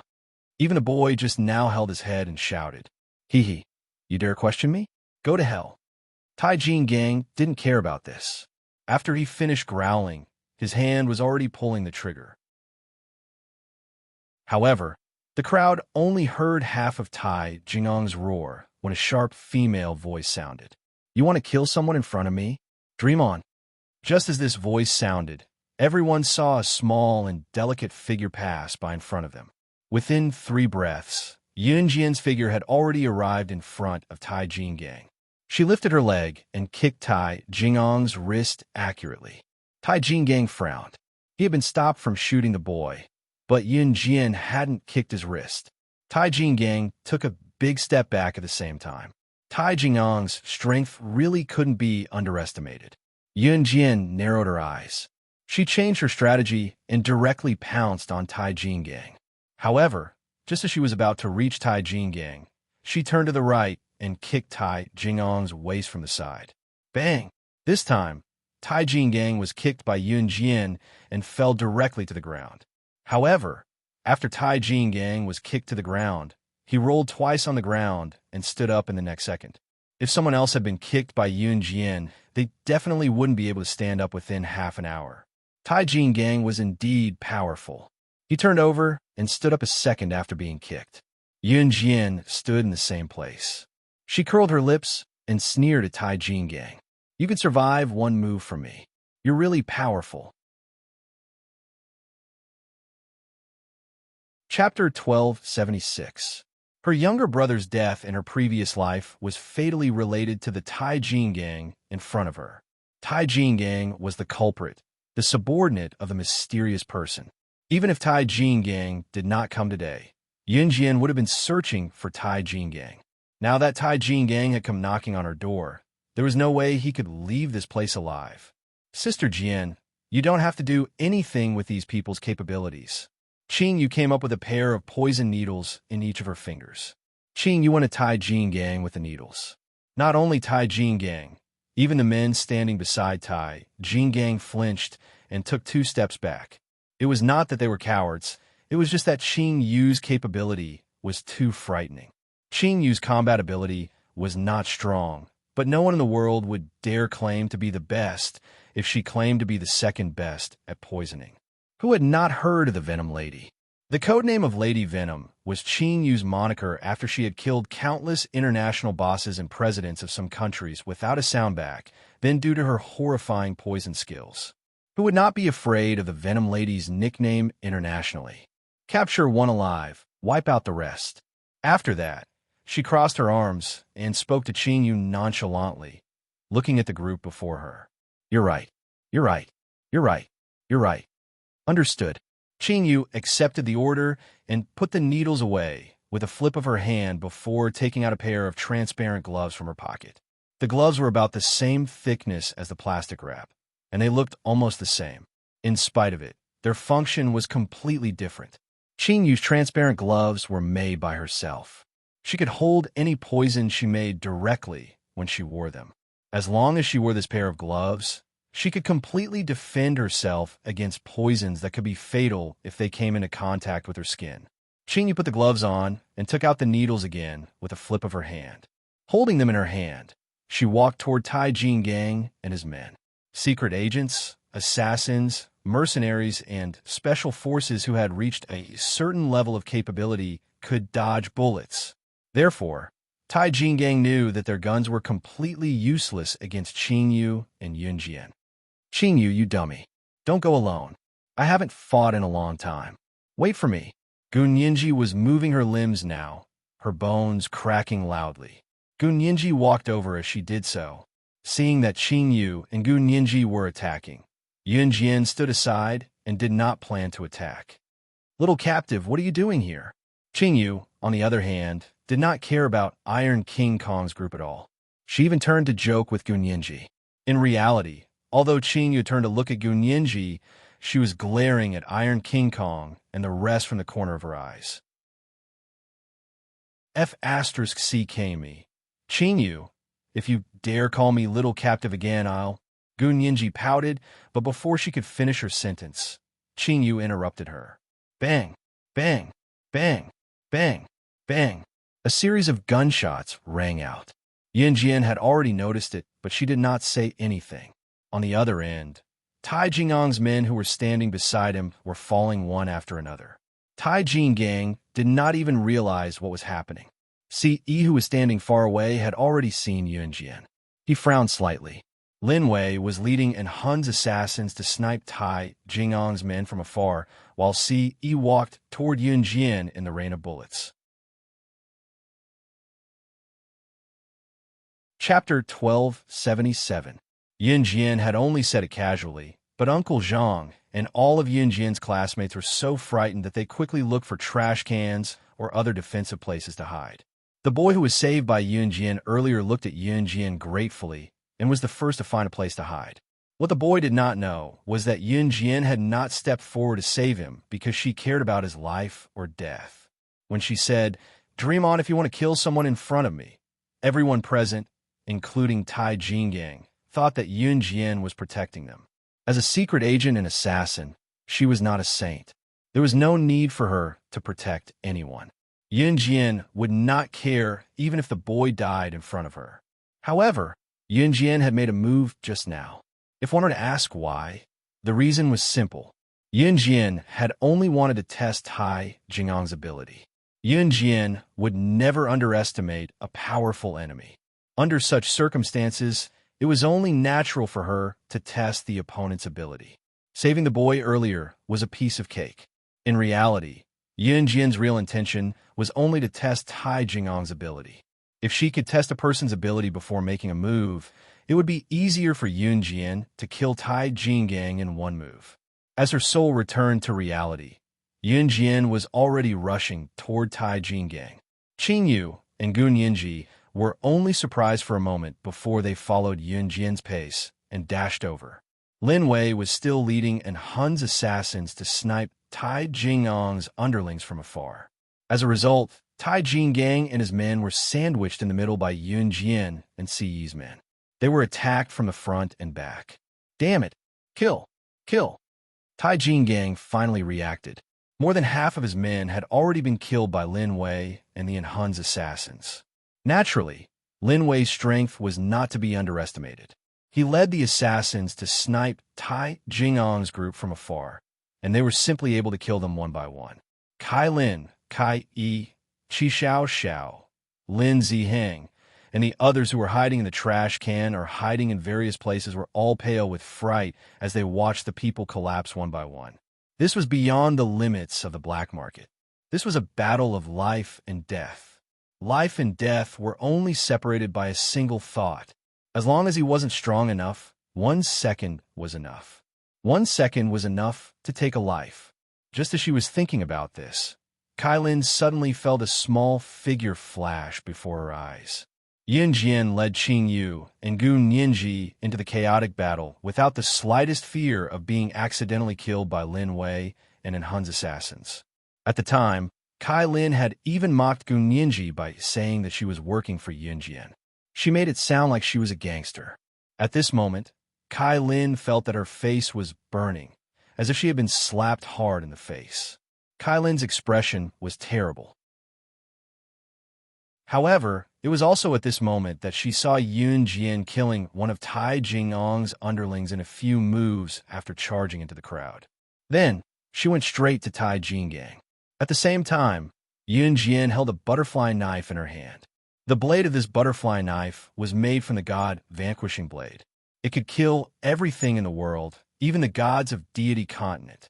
Yun Jian held the butterfly knife and stood in front of Tai Jinggang.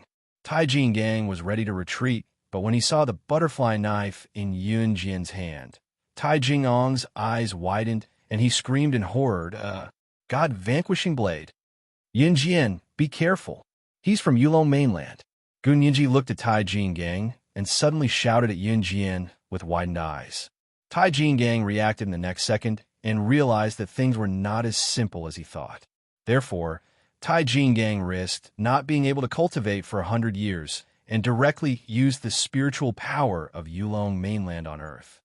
What is that? The people standing in the distance saw this and were so scared that their faces turned pale. In the next second, Yun Jian's voice sounded, "You've lost."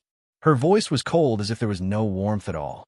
However, when Yun Jian came within 3 meters of Tai Jinggang, the spiritual power that Tai Jinggang had just used was instantly broken. He instantly became an ordinary person. In the next breath, the butterfly knife in Yun Jian's hand had already pierced Tai Jingong's heart. There is only one person in the world who could make someone from Yulong mainland lose their spiritual power within 3 meters of them. You're the witch goddess. Before he could say the word Lord, Tai Jinggang saw Yun Jian smile coldly and say the last words that Tai Jinggang heard in this world before he died. I said, "You've lost." With that, Yun Jian withdrew the butterfly knife.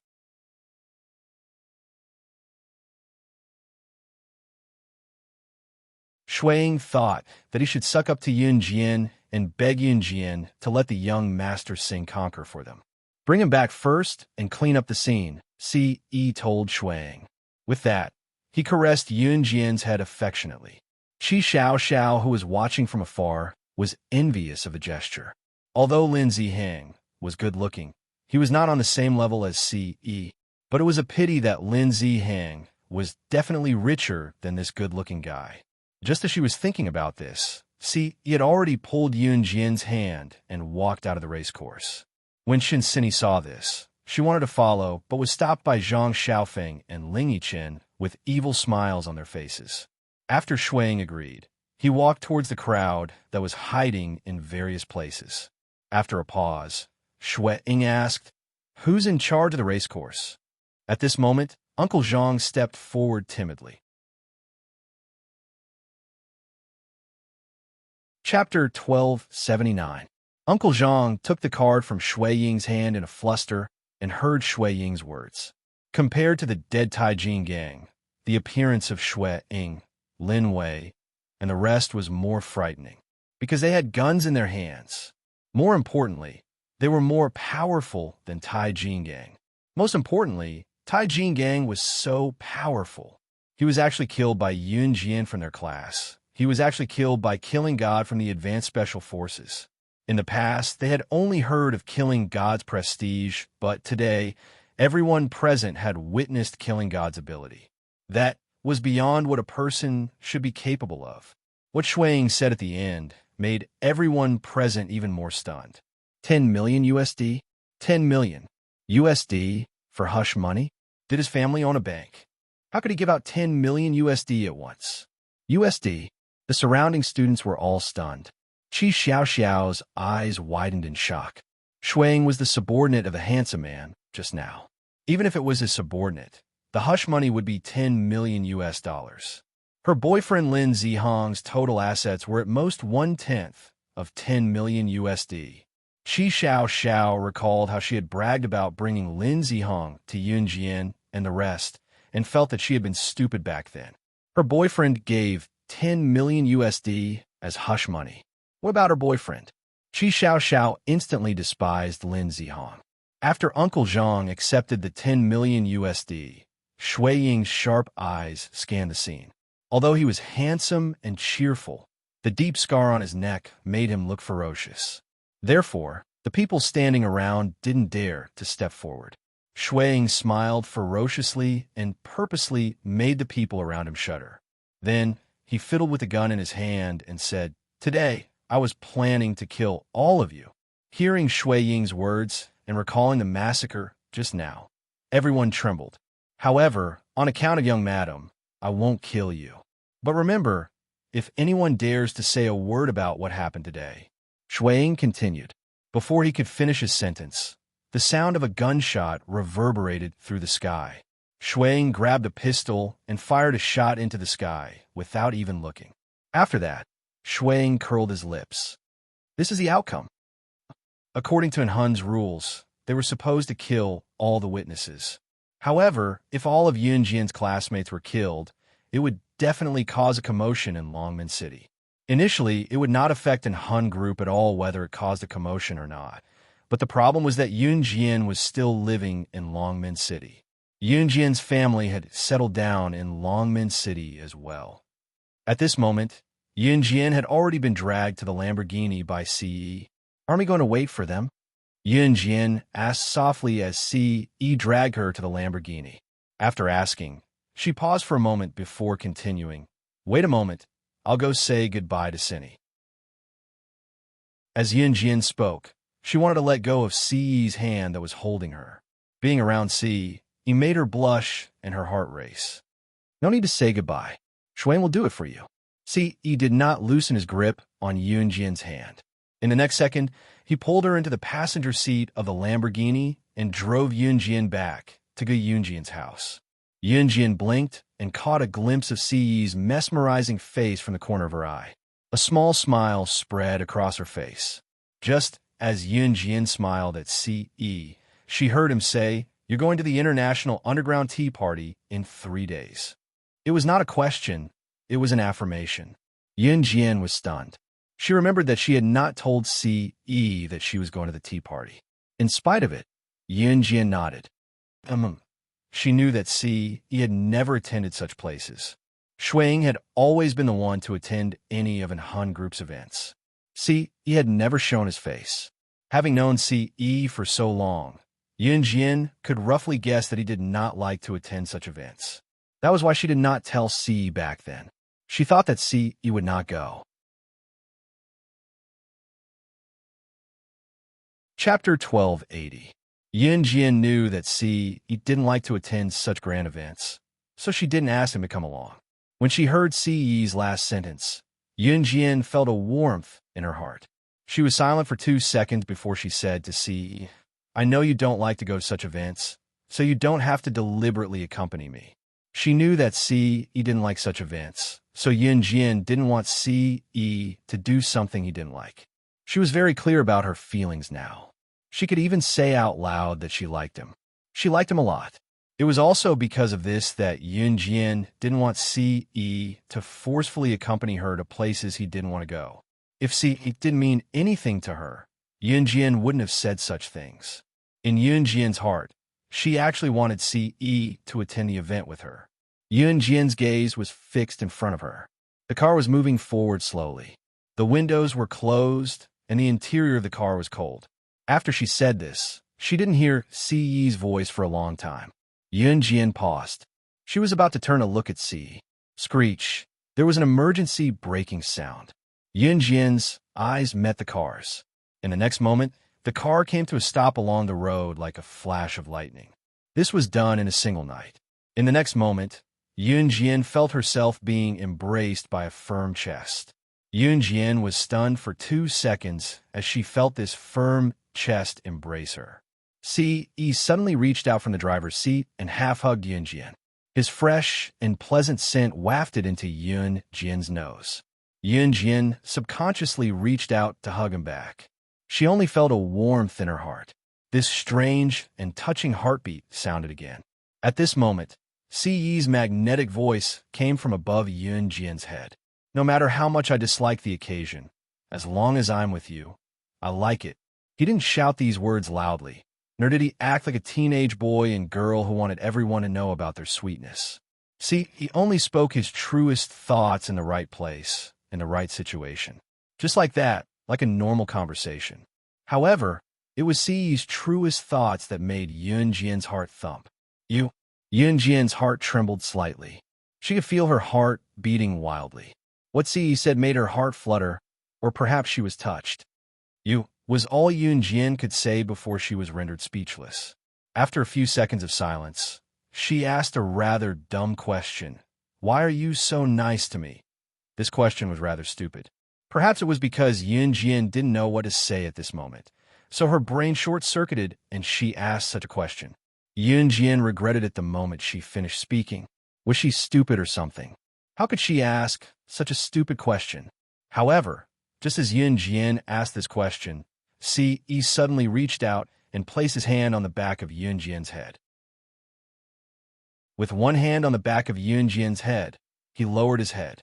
Yunjian could only feel an overwhelming kiss coming down on her. Her lips were suddenly blocked by an ice-cold pair of handsome lips. His handsome lips didn't linger on Yunjian's lips for too long. It was almost like a dragonfly skimming the surface of the water against Yunjian's lips. Then, Yunjian saw Si's fair and flawless handsome face. Chapter 1281. Si's words were easily misunderstood, and Yunjian's cheeks flushed instantly. Drive. My mom made dumplings. Let's go home for dinner. Yunjian gave the playful Si a shove. She had tacitly agreed to let Si accompany her to the tea party. Moreover, there was a hint of womanly vibe in her tone when she said that. It tickled Si's heart again. The woman he had been longing for was right in front of him, but all he could do was watch and drink without getting to know her better. It was a really suffocating feeling. Whenever Si recalled how Mo's son had interrupted his and Yunjian's moment back in Yulong mainland, Si would feel suffocated. Yunjian, who sat beside Si, waved her hand gently in front of Si's eyes and said with oppressive lips, "Let's drive. My mom said this morning that we should go home for dumplings." Qin called everyone to her house, planning to make a pot of dumplings tonight and have dinner together as a group. Gujunjian happened to be here today as well. It was only then that Si reluctantly shifted his gaze away from Yunjian and gripped the steering wheel to start the sports car's engine. Home. As for his Xiao Jian, there was still a long way to go. One day, he would get to know her better. Gu Yunjian's house. Qin was extremely busy. Without Lan Su's help, Qin had no helper as well. When Lan Su was still around, Lan Su would often follow Qin around and let Qin teach her all sorts of things. For example, making dumplings. There were a lot of dumplings to be made tonight. With Lan Su's help in the past, Qin was always faster. Today, it was basically Qin cutting the celery and meat fillings herself before wrapping the dumplings. Si Luo was already at Gujunjian and Qin house. Shuang had sent her over. She sat alone in the living room, looking a little scared. The water in the kitchen was boiling, and Qin could not pull her hands away. So she asked Si Luo, who was sitting in the living room, gently, Girl, can you do me a favor?" Si Luo looked over when she saw that Qin was calling her and nodded at Qin submissively. "Can you help me pour the boiling water into the kettle?" Qin smiled at Si Luo, her hands never stopping working.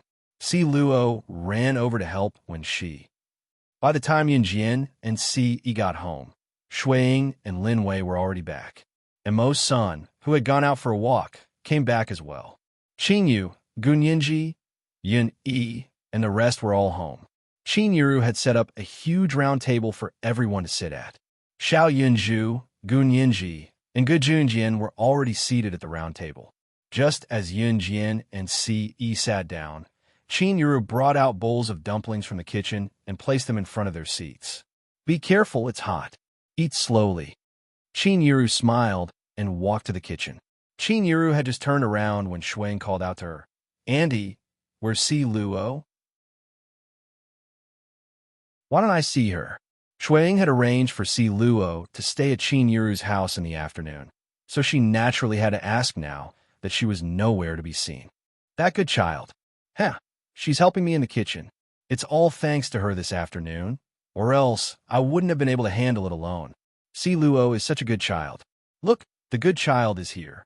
Qin Yuru said happily and even pointed at the girl who was walking over from afar. Si Luo carried a bowl of dumplings and placed it in front of Shuang. She then took 2 steps back. This child's background is quite pitiful. Both her parents are dead. Why don't we let this child follow me from now on? I'm bored at home anyway, so this child can have a home. What do you think? Qin Yuru said what she had thought of earlier.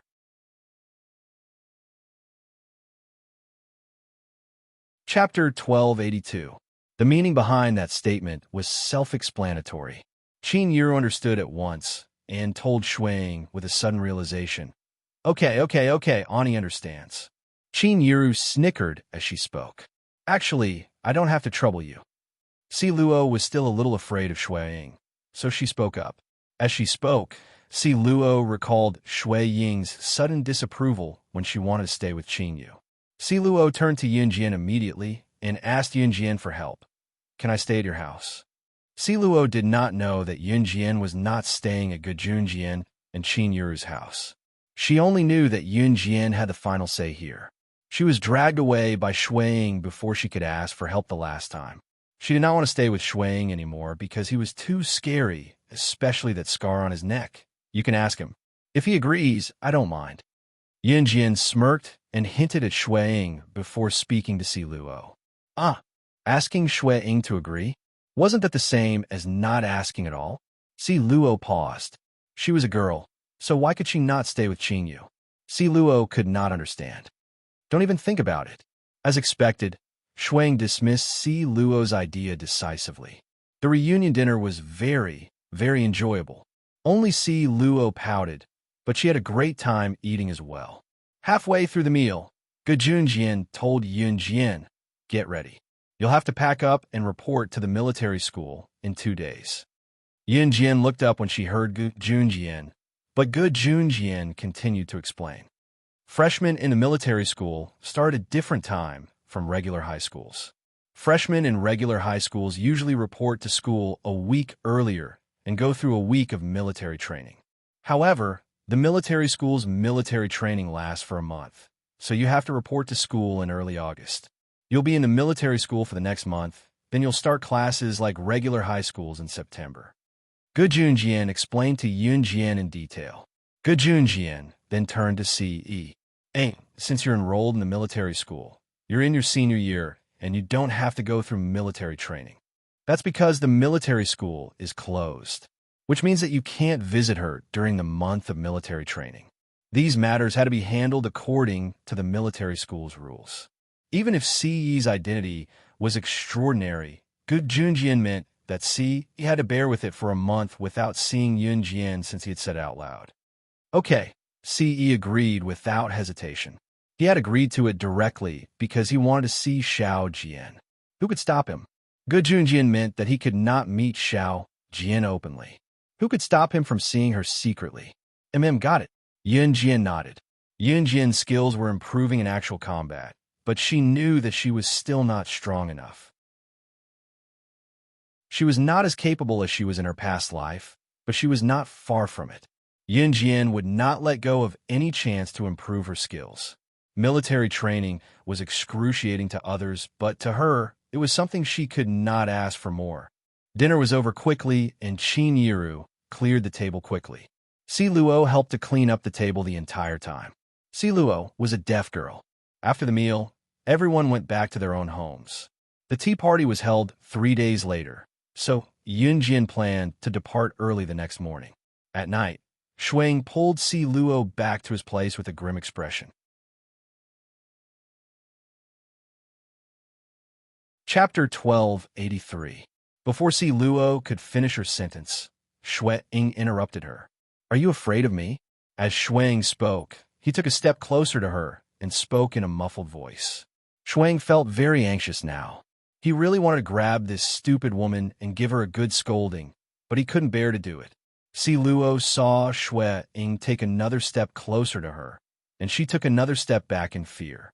Then, her hands hung by the sides of her pants. She shrank her head and glanced at the ground beside her. I'm not. You're not? Shui Ying repeated.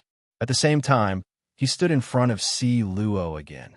Shui Ying reached out and pinched Si Luo's chin, forcing her to look at him.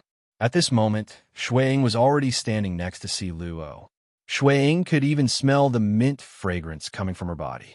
Si Luo was about to cry. She was really afraid of Shui Ying, especially the long scar on Shui Ying's neck. What kind of injury could leave such a deep scar on his face? Look at me. If you're not afraid of me, then look at me and tell me that you're not afraid of me. Shui Ying pinched Si Luo's chin and forced her to look at him. He was a little impatient, but he didn't want to hurt her, so he pretended to be fierce and shouted. Sob sob. Si Luo was frightened by the snow eagle's aura. She shuddered, then shrank back. Shui Ying got angrier the more he looked at her, especially when he smelled the minty scent on Si Luo's body. He then looked at Si Luo's beautiful eyes with long eyelashes. Shui Ying reached out his free hand. It looked as if he wanted to slap her. Si Luo suddenly remembered that she was beaten up when she was begging. She shrank back in fear and closed her eyes. Tears even came out of her eyes as she screamed. Don't hit me. Please don't hit me. I'll be good, boo-hoo. Shui Ying was stunned by Si Luo's reaction. After he recovered from his shock, he reached out his free hand and pressed the back of Si Luo's head, pulling her head towards him. In the next second, Shui Ying kissed Si Luo on the lips. Si Luo thought that Shui Ying was going to hit her, but he actually kissed her. Si Luo's eyes widened. Si Luo was dumbfounded. Shui Ying didn't kiss her for too long. After he kissed her, he immediately realized his mistake, so he quickly moved his lips away. Shui Ying punched the wall next to Si Luo as he recalled what he had just done. The hand slammed down hard, and even the white powder on the wall fell down. Si Luo shrank back in fear and covered her face with her hands. Si Luo only opened her eyes when she didn't hear anything after a while. She then saw Shui Ying looking at her with his dark eyes. She shrunk her neck, trembling. At this moment, Si Luo could see the scar on Shui Ying's neck up close. Those were terrifying scars intertwined together, revealing a huge scar. Just looking at it from such a close distance was enough to frighten people. Si Luo shrank back again, and her hand couldn't help but caress the terrifying scar on Shui Ying's neck. Si Luo was scared to death. She wanted to hide in fear, but when she saw the terrifying scar on Shui Ying's neck, she couldn't help but feel sorry for him. Does it hurt? Si Luo asked. Her face was filled with sadness. Si Luo was a very pure girl. She didn't even know what it meant when Shui Ying licked her lips a few times. Shui Ying immediately grabbed Si Luo's wrist when he heard what she said. He curled his lips and smiled at her. Are you worried about me? No, if your family saw you injured like this, they would be very sad. Si Luo frowned as she looked at the scar on Shui Ying's neck. He must have been in a lot of pain when he was injured so deeply. I don't have any family. Shui Ying's expression changed at the mention of family. As he spoke, he didn't stop what he was doing, but his expression became more ferocious. If it weren't for this deep scar, Shui Ying's looks would only be slightly less handsome than Si Yi's. After a pause, Shui Ying said harshly, If it weren't for my family and name, I wouldn't have this scar and been ridiculed since I was young.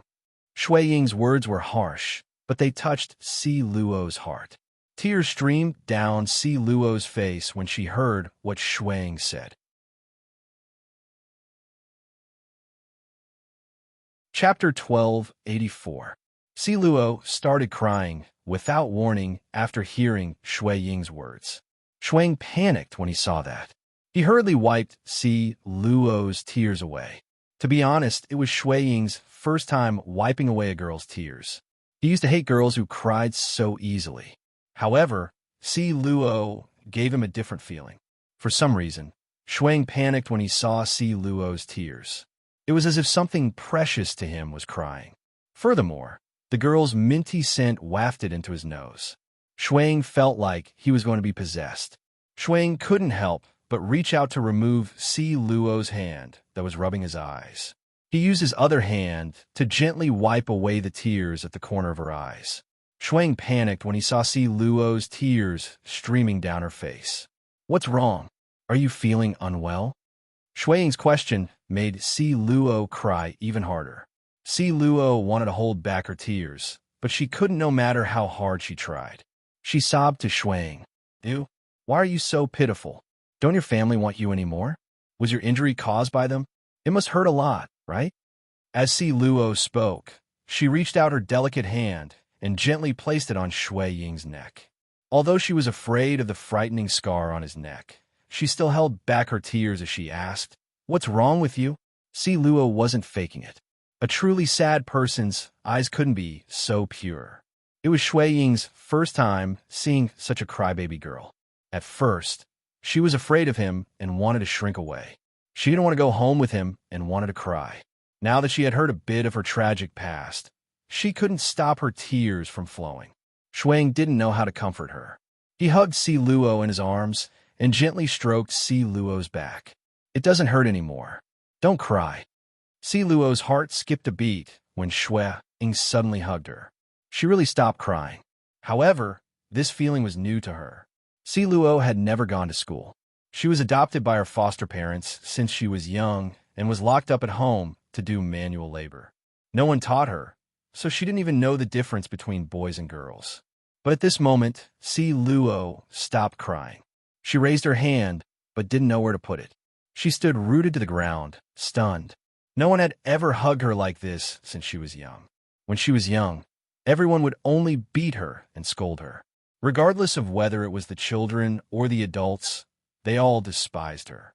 They said that she often did manual labor, was dirty, and had bacteria all over her body.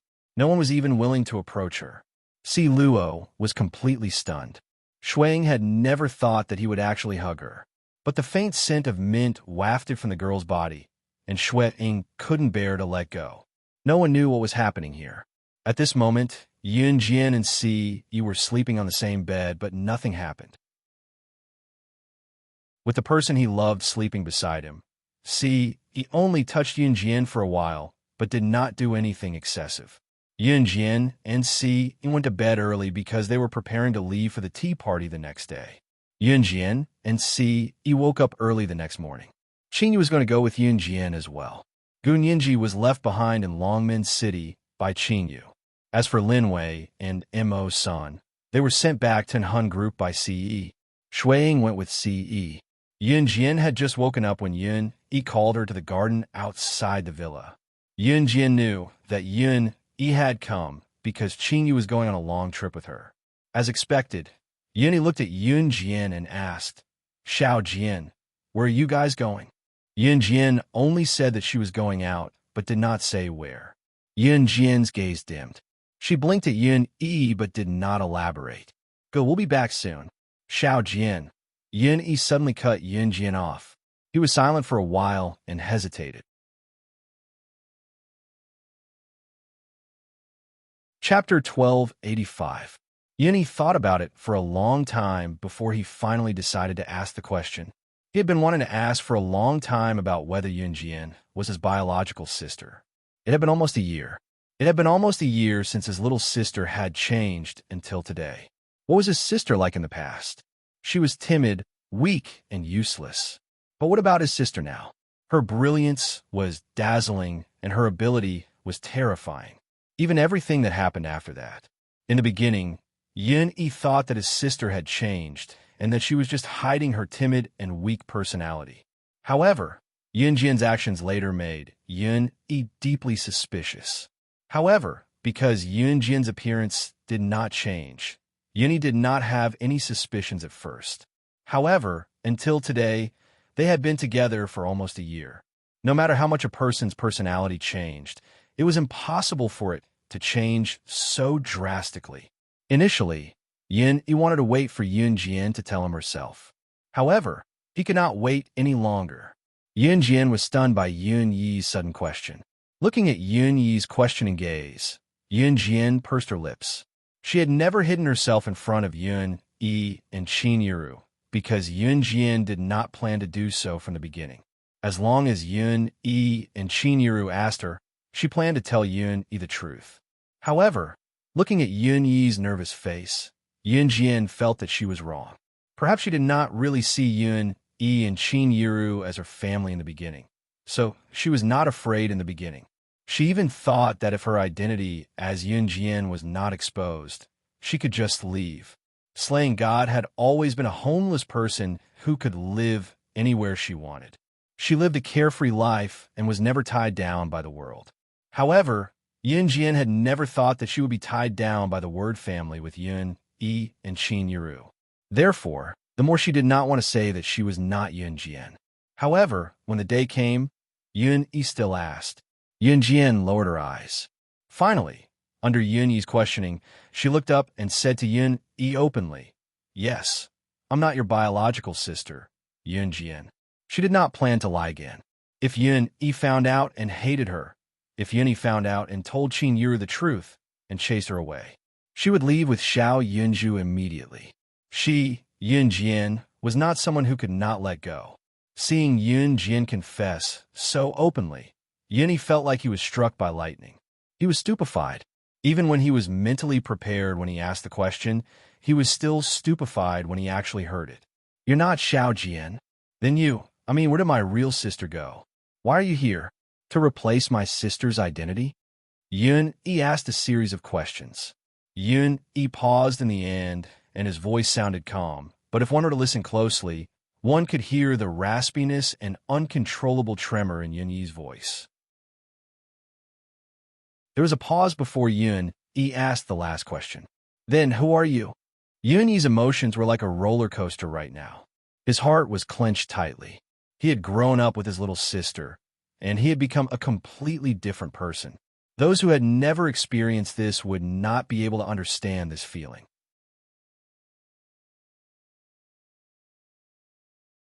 Chapter 1286. Yun Jian opened her mouth. Every word that came out of her mouth made Yun Yi tremble violently.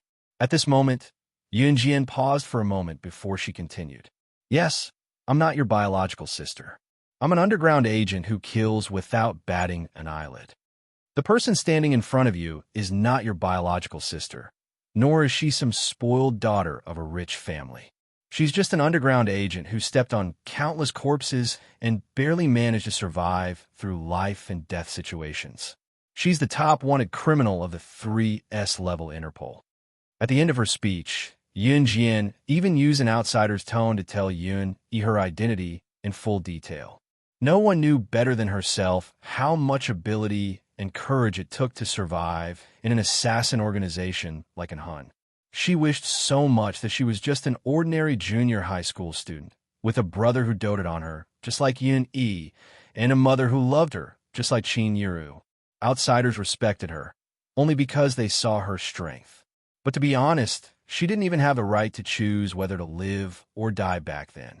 She couldn't be like an ordinary junior high school student, who could decide her future through exams like middle school and college entrance exams. She also couldn't be like an ordinary student, who could choose her future career after finishing high school and college. Yun Jian had lived in a world of swords and blood since she was young. She didn't have the right to choose her career. She didn't even have a right to choose whether to live or die. She could only rely on her own two hands. She could only use her own two hands to kill everyone who stood in her way, and then fight for the right to live. This was her life and also her childhood. Outsiders only saw their glamorous, cool, and terrifying killing skills. But who could have seen how she had survived the massacre? So after she was reborn, she came to an ordinary living environment, an ordinary family, and an ordinary school life. She was greedy. Just like how many people who didn't know her world wanted to explore her world and her living environment, she also wanted to experience the life of an ordinary person. When Yun Jian said that she was an agent of an international underground organization, Yun Yi's heart trembled. He didn't expect that the person in front of him wasn't his sister, but such a terrifying existence in the world. But after listening to Yun Jian's words, Yun Yi could even feel the loneliness in Yun Jian's words. She had no one to rely on and no one to rely on. To Yun Yi, The memories of a year with Yun Jian were more than 10 years' worth of memories with him and his sister. Even after knowing the truth, Yun Yi still felt that Yun Jian was his biological sister. He clenched his fists, but Yun Jian was already speaking to him in a normal tone. When I woke up, I possessed your sister's body. I don't know whether your sister is still alive or not, and I don't know where she went, but I can guarantee with my integrity that I have never harmed you or Mom. Yun Jian's words touched Yun Yi's heart. Yun Yi shook his head abruptly and quickly told Yun Jian, No, Xiao Jian, I'm not afraid that you'll hurt me and Mom. I just want to know the truth. Yun Yi paused before he told Yun Jian seriously, Xiao Jian, whether you're my biological sister or not, I've already treated you as one in my heart.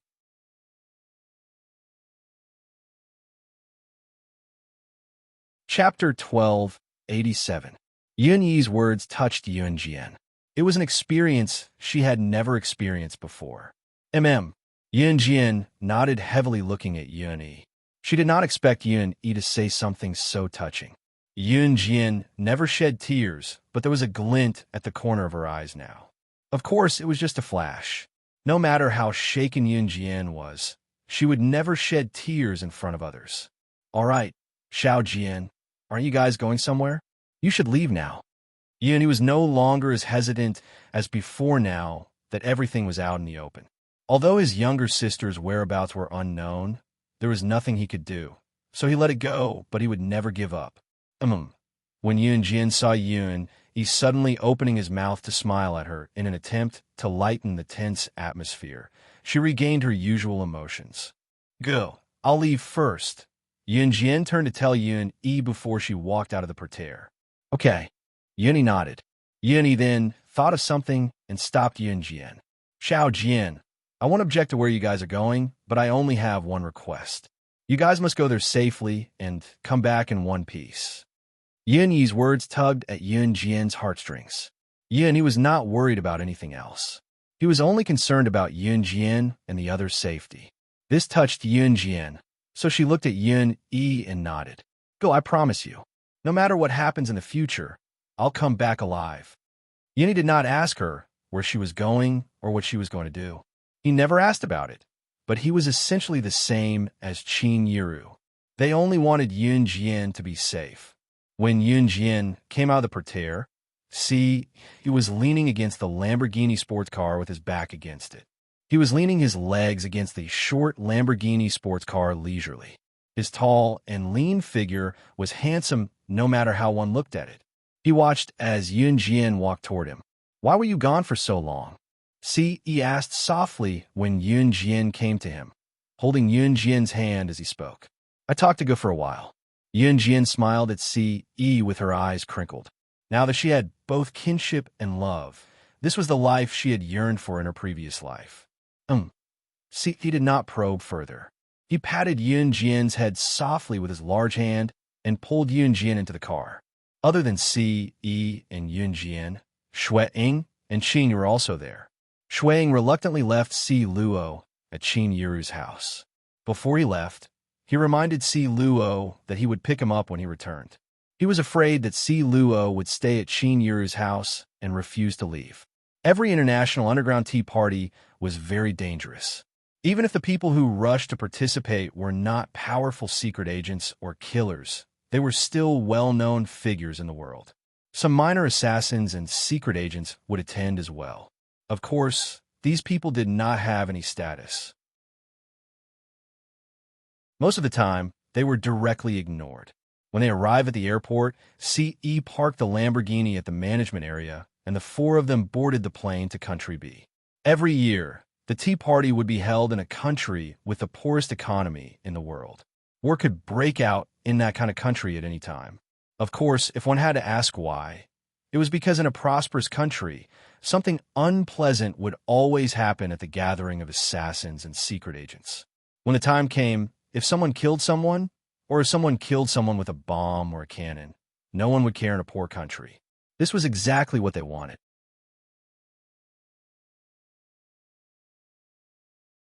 Chapter 1288.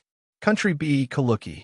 Just as they got off the plane, Yunjian and Ce felt the fundamental difference between Country B and Country Z. In short, Country B's economy was more backward. The average income per capita was not high, and most of the people were black. Although the income was not high and the country was in dire straits, the people of Country B lived in harmony.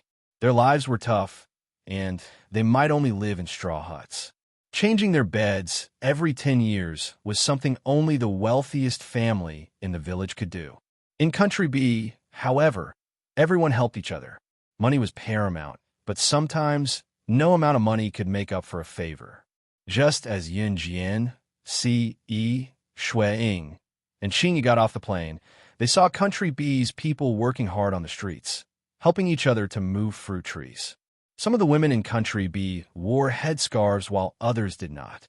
In Country B, women did not have the rule that they had to wrap themselves up completely before they could go out. In some countries, women's social status was so low that young girls had to wrap themselves up completely, only showing their eyes when they could go out. Of course, this did not exist in Country B. Yunjian, Qingyu, and the rest were Asian. They were not white, but they were not tanned either. Their skin was just right. Of course, walking among the crowd in Country B, Yunjian, Qingyu, and the rest attracted a lot of attention. Even so, no Country B's people would greet them. "Sister Jian, Master sent me the address. She's not here yet. She wants us to go over first and stay at the host's guest house," Qingyu told Yunjian after receiving Snake Lizard's message. Qingyu was discovered by Snake Lizard and the Kosha mercenaries, and her poison skills were personally taught by Snake Lizard. Therefore, the master Qingyu mentioned was Snake Lizard. Okay. Yunjian nodded. Then, the group went to the guest house they had agreed on. The guest house was provided by the organizer of the underground tea party. Yunjian, Ce, and the rest arrived 2 days early as the tea party would only begin 2 days later. Therefore, Yunjian, Ce, and the others could stay in the guest house provided by the organizers. After all, in a destitute country like Country B, there was not even a hotel, let alone a place to stay. This guest house was a very high-class temporary apartment built by the organizers. Of course, the organizers also spent some time building this apartment. After all, this apartment was built according to the structure of a 5-star hotel. The interior decoration and soundproofing were definitely top-notch. As soon as they entered the guest house, a receptionist standing at the front desk handed Yunjian and the others the keys to 4 rooms. The people who attended this gathering were all internationally famous people, so Yunjian and the other 3 didn't even need to reveal their identities at the front desk to get the keys to the apartment. Of the 4 rooms, only 3 were needed. See, he didn't even go to his room. Instead, he shamelessly went to Yunjian's room. The apartments here also provided hot springs. The service could be considered top-notch. Yunjian, on the other hand, wanted to take a bath. The hot springs here were separated for men and women. Without Yunjian by his side, he had no interest in the hot springs at all.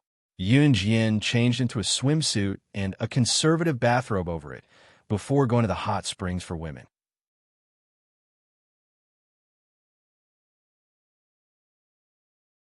Chapter 1289. Yunjian was also very clear that the people who could come to this public women's hot spring must be insignificant. It was impossible for ordinary big shots to come here to soak in the public hot spring. Of course, Yunjian was not excluded, but this was also one of the points that Yunjian was better than other big shots. She never treated herself as a big shot. It could be said that Yunjian would usually blend into the ordinary crowd first, and then find out the details of some people in the crowd.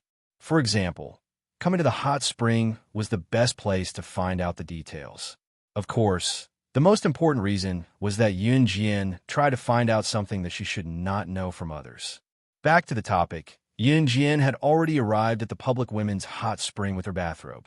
As soon as she walked into the public women's hot spring, she saw the vast hot spring in front of her. The hot spring covered a large area, about the size of 5 or 6 ordinary classrooms in a school. The hot spring was not purely natural but man-made. Of course, all the investment was provided by the organizers. And all the high-end equipment here was only to entertain the big shots from all over the world.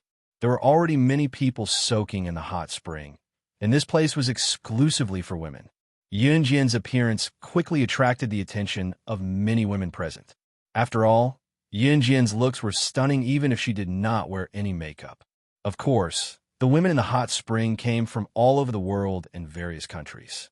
Some countries had different aesthetic standards, so Yunjian was only the center of attention for a while, and the women quickly looked away. Yunjian took off her bathrobe and revealed her swimsuit. Her sexy and curvy figure was vividly displayed. After Yunjian took off her bathrobe, she put it away and went into the hot spring. There were at least a dozen hot springs here, and Yunjian only picked one that was more pleasing to the eye. As soon as she went into the water, 5 or 6 women immediately surrounded Yunjian. Yunjian lowered her eyes and pretended not to see. One of the women stood in front of Yunjian. She pointed at Yunjian with a murderous look on her face. Then she said to Yunjian in English, "This hot spring belongs to Sister Sheena. I'll give you 3 seconds to get out of this hot spring, or you'll die here." Saying so, the 5 to 6 women formed eagle claws with their hands. Each of them unleashed their killer moves at Yunjian. Yunjian narrowed her eyes. She still didn't move. His initial judgment was that these women were all low-level assassins or secret agents. This was not Country Z, and the women in front of her were not trying to intimidate her. Killing people was a very common thing for everyone here. Therefore, after these 5 or 6 women surrounded Yunjian, all the women who were soaking in the hot spring looked at Yunjian as if they were looking at a dead person. They seemed to be waiting to see Yunjian being torn to pieces by these 5 or 6 women. Hey, Maggie, this is my friend. Save me some face and don't kill her. She's a little immature. I apologize." Yunjian was still soaking in the hot spring. The 5 or 6 women surrounded Yunjian and were already planning to attack Yunjian, who was not moving.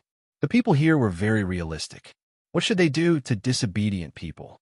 Then they would use death as a warning. At this moment, a woman in her 20s ran over from not far away. She walked over and grabbed Yunjian. She apologized to the leader of the 5 or 6 women and dragged Yunjian to another hot spring. Yunjian did not refuse. She did not intend to expose her identity, until the woman in her 20s, who looked quite sweet, pulled Yunjian to another hot spring. The woman breathed a sigh of relief. Then she smiled at Yunjian and said, "My name is Doya, and my Chinese name is Gasiki. I see that you're also from Country Z, right? You don't know, but the identities of those people just now are shocking. They even know the middle-level personnel of the kosher mercenaries. You can't afford to offend them. Luckily, I pulled you back in time. Otherwise, you're really done for. You'll definitely be killed by them." Doya breathed a sigh of relief. Then she introduced herself to Yunjian and explained the situation just now.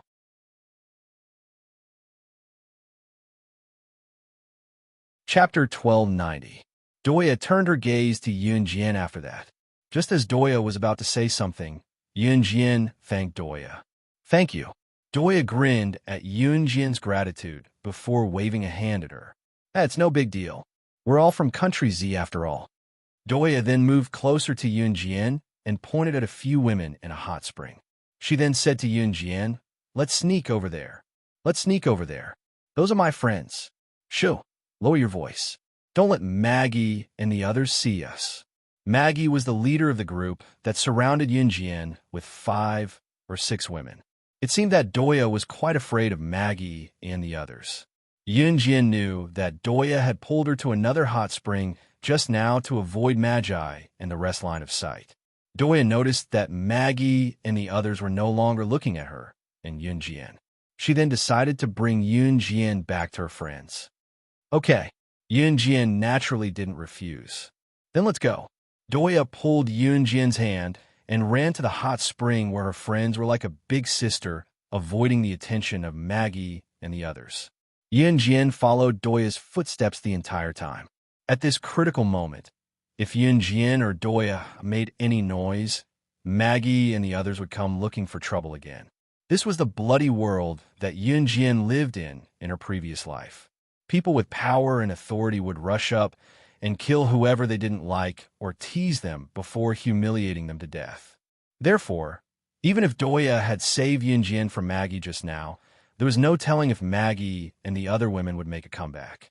Doya heaved a sigh of relief when she brought Yunjian to the hot spring where she and her friends were. "Doya, you really saved this girl?" One of Doya's friends said lazily as Doya pulled Yunjian into the hot spring. Yunjian immediately looked up and saw a woman whose breasts were so big that even her swimsuit couldn't cover them. She was looking at her with her arms crossed. "You can't even take care of yourself, and you still want to save others. Doya, do you know how dangerous it was just now? Maggie and the others aren't simple people, especially Hina. Hina's old flame is from the Hun organization. Most importantly, they know people from the kosher mercenaries. Also, I heard that even the boss of the Western underground black market owes Hina a favor." A woman in a bikini started scolding Doya after the woman with the big breasts finished speaking. They were a group of low-level assassins who couldn't afford to offend anyone, because it would bring about a fatal disaster. Among all the people present, Hina, who was the sister Hina that Maggie mentioned, was the one with the highest status. Therefore, every woman in the hot spring was in awe of Hina. Before Yunjian came, Hina killed a woman like Yunjian who everyone thought was self-righteous. Doya's friends thought that saving Yunjian from Hina's follower Maggie was a very risky thing to do. Doya waved her hand and smiled before her friend finished speaking. "It's fine. Maggie owes me a favor. I was very safe just now." With that, Doya lowered her voice and told the group with a pat on Yunjian's shoulder. "Besides, I don't want to see such a pretty girl get killed by those people."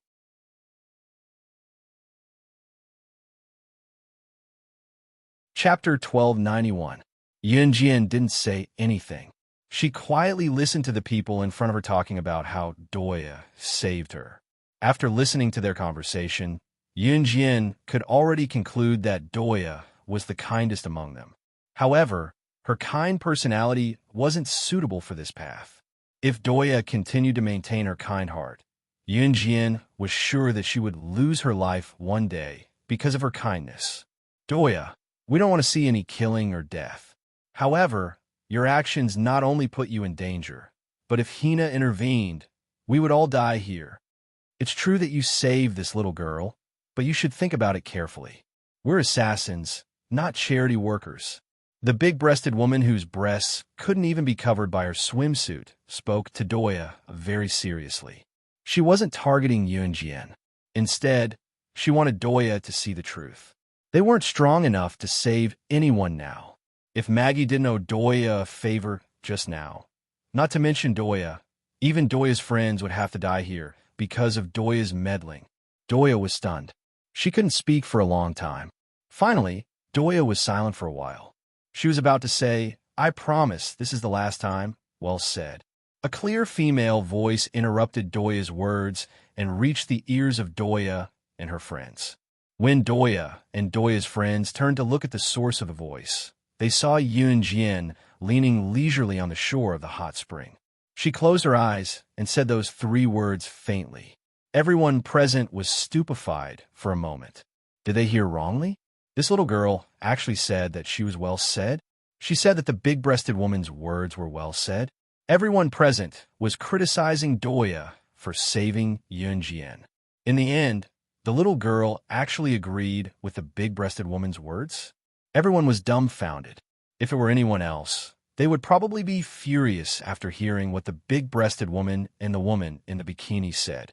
After all, the big-breasted woman and the woman in the bikini wanted Doya to not save Yunjian and let Yunjian be killed by Maggie's group. In the eyes of the big-breasted woman and the woman in the bikini, if Doya didn't save Yunjian just now, Yunjian would definitely die. Due to Yunjian's age and her seemingly ignorant face, everyone felt that she must be a newbie from some assassin or secret agent organization. However, what Yunjian said surprised everyone. She actually spoke up for the big-breasted woman and the woman in the bikini. Is she stupid? Just as everyone was thinking that, they heard Yun Jian's voice again. Yun Jian's words were directed at Doya. From my point of view, I should be thanking you. However, from the assassin's point of view, your kind actions just now will bring you a fatal disaster sooner or later. She's very right. You're assassins, not charity workers. Yun Jian's simple words made everyone present gulp. No one expected this teenage girl in front of them to have such a deep understanding. Yun Jian didn't give off the feeling of a newbie assassin or secret agent who had just debuted. Instead, it felt like Doya and Doya's friends felt their hearts tighten at this moment. Everyone instantly had an unknown illusion.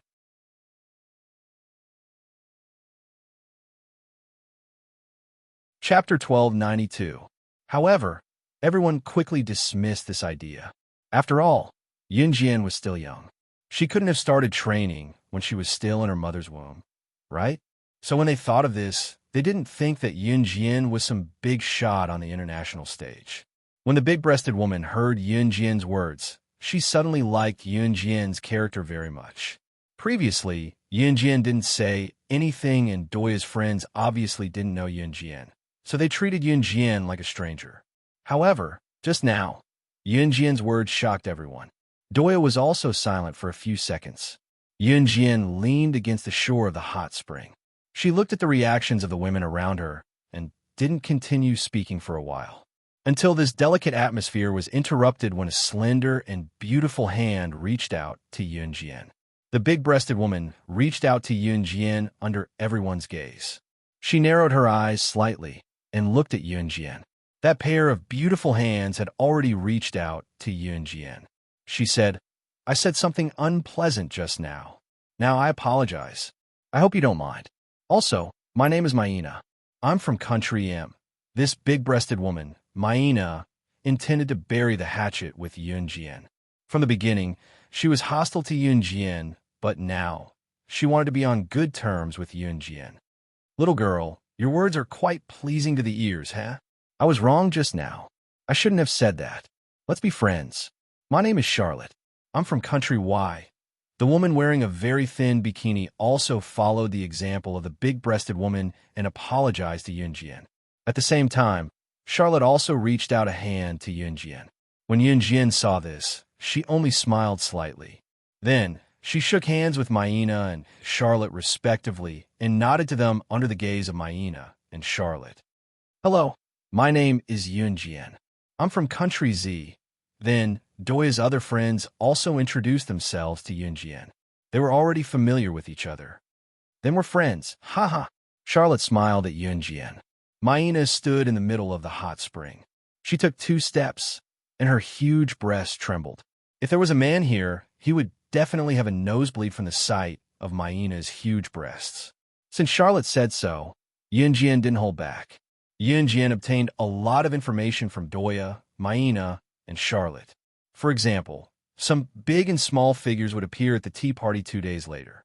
When they were about to come out of the shower, Charlotte suddenly grabbed Yun Jian's hand and said to her, Yun Jian, I'm going to take a shower. By the way, Yun Jian, you have to be careful. Don't mess with Hina and Maggie, the group of people you just messed with. You can't underestimate their status. You have to be careful. Charlotte thought that Yun Jian was just a small assassin or secret agent who had just debuted.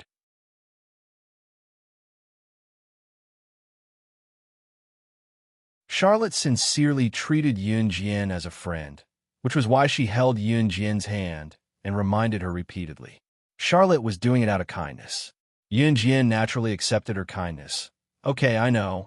Are you done soaking? We can go back to our rooms now, Charlotte said.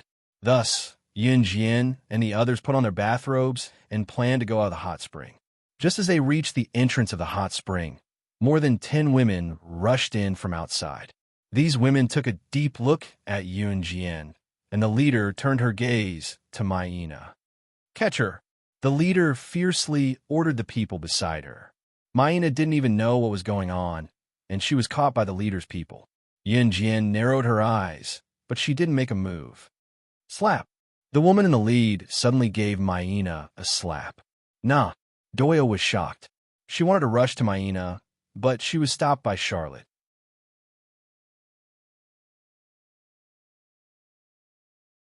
Chapter 1293.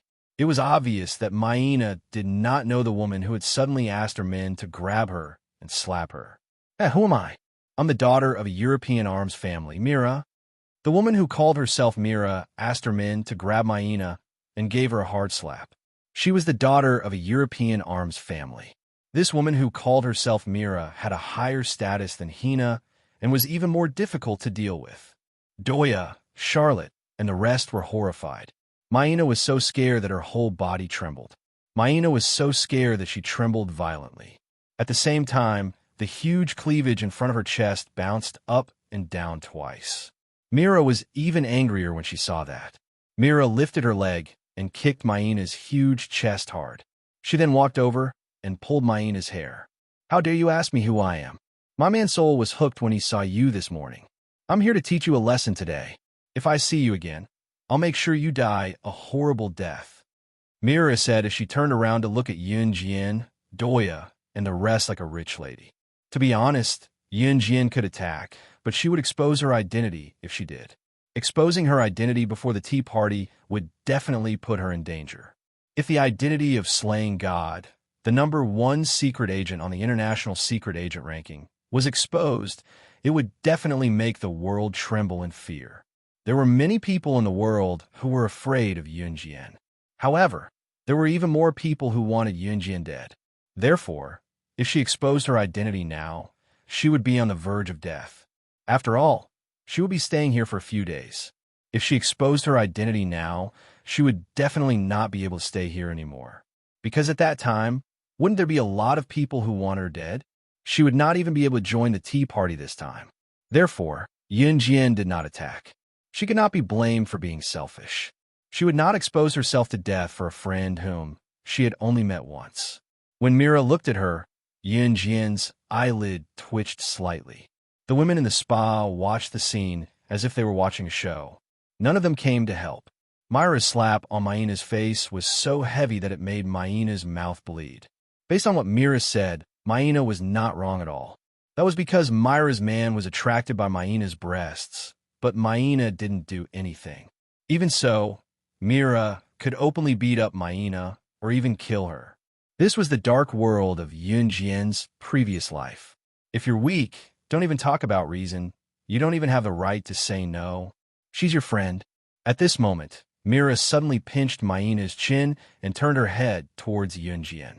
When Mira saw Yun Jian's beautiful appearance, her jealousy as a woman soared to the extreme.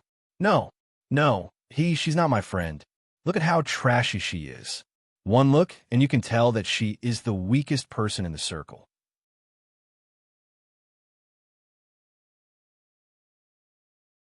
How could she be my friend? Maina was stunned. Then, she looked coldly at Yun Jian and laughed. Behind her back, Maina was hinting at Charlotte with her eyes, asking the latter to take Yun Jian and leave quickly. Maina said those words because she did not want to implicate Yun Jian. Yun Jian's eyes twitched. She did not expect Maina to say those words to Mira to protect her. If Maina admitted that she was her friend, Mira would definitely shift her attention to her. That way, Maina would not have to suffer. But Maina did not. Is that so? Mira said as she lifted her leg and kicked Maina to the ground.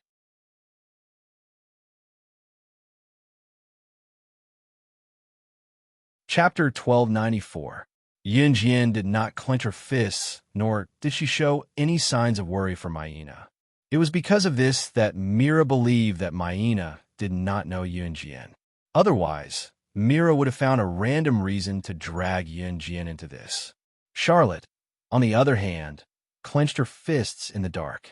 She watched her best friend Maina being beaten up by Myra's men, but she could not do anything. They had agreed earlier that if any of them were to get into trouble, they would not step in if they could reduce the damage. Charlotte, Doya, and the rest felt as if their hearts were being pierced by a knife, but they held it in and did not do anything. It would be useless even if Charlotte and Doya did anything. They would only add to the number of injured. Mira, who was standing in front of him, was the daughter of a European military family. Her status was even higher than Hina's. They could not afford to offend her. They were just a group of low-level assassins. They could only accept their fate if they were to encounter someone like Mira, who had the same status as them. Yunjian was shocked, but she did not do anything. She did not expect Maina to go to this extent for her. However, if Yunjian was someone who changed her mind because she was touched, she would not be standing here alive right now. There were countless people who wanted to assassinate her and make her reveal her weakness because she was touched. In spite of it, Yunjian had never been fooled. The first condition for her to be ranked as the top international secret agent, slaying God, was that she could not be touched by anyone and forget her original intention. Why? Aren't you guys leaving? Hee. Could it be that you are friends? Is that why you can't bear to leave? Mira noticed that Yunjian and the rest were not leaving. She suddenly laughed out loud and asked sensitively, "If that's the case, then this woman lied to me, right?" Myra's smiling face fell instantly. Mira suddenly turned around and stepped on Maina's chest. She then stomped her foot on Maina's huge breasts a few times. Doya almost could not stand it. She wanted to rush forward to save Maina. However, Yunjian caught her. If Doya ran over now, it would only add to Mina's punishment. It's just that we haven't seen such an exciting show in a long time, so we couldn't help but take a few more glances, Yunjian said to Mira, as if she was an outsider. Mira instantly lost her interest. She glared fiercely at Yunjian, then turned around and ordered her subordinates to leave. Maina was lying on the ground, moaning in pain.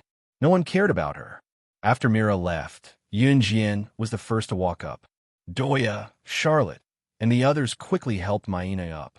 Doya, Charlotte, and the others felt as if their hearts were being stabbed by a knife when they saw Maina's injuries. They would only be bullied if they were not strong enough. Fortunately, they were still alive, so they wanted to become strong. "I'm sorry," Yunjian told Maina softly as she watched Doya and Charlotte slowly help her up from the ground while squatting on the ground. She was very sorry. She could have stopped it, but she did not. Cough, cough. Maina coughed a few times.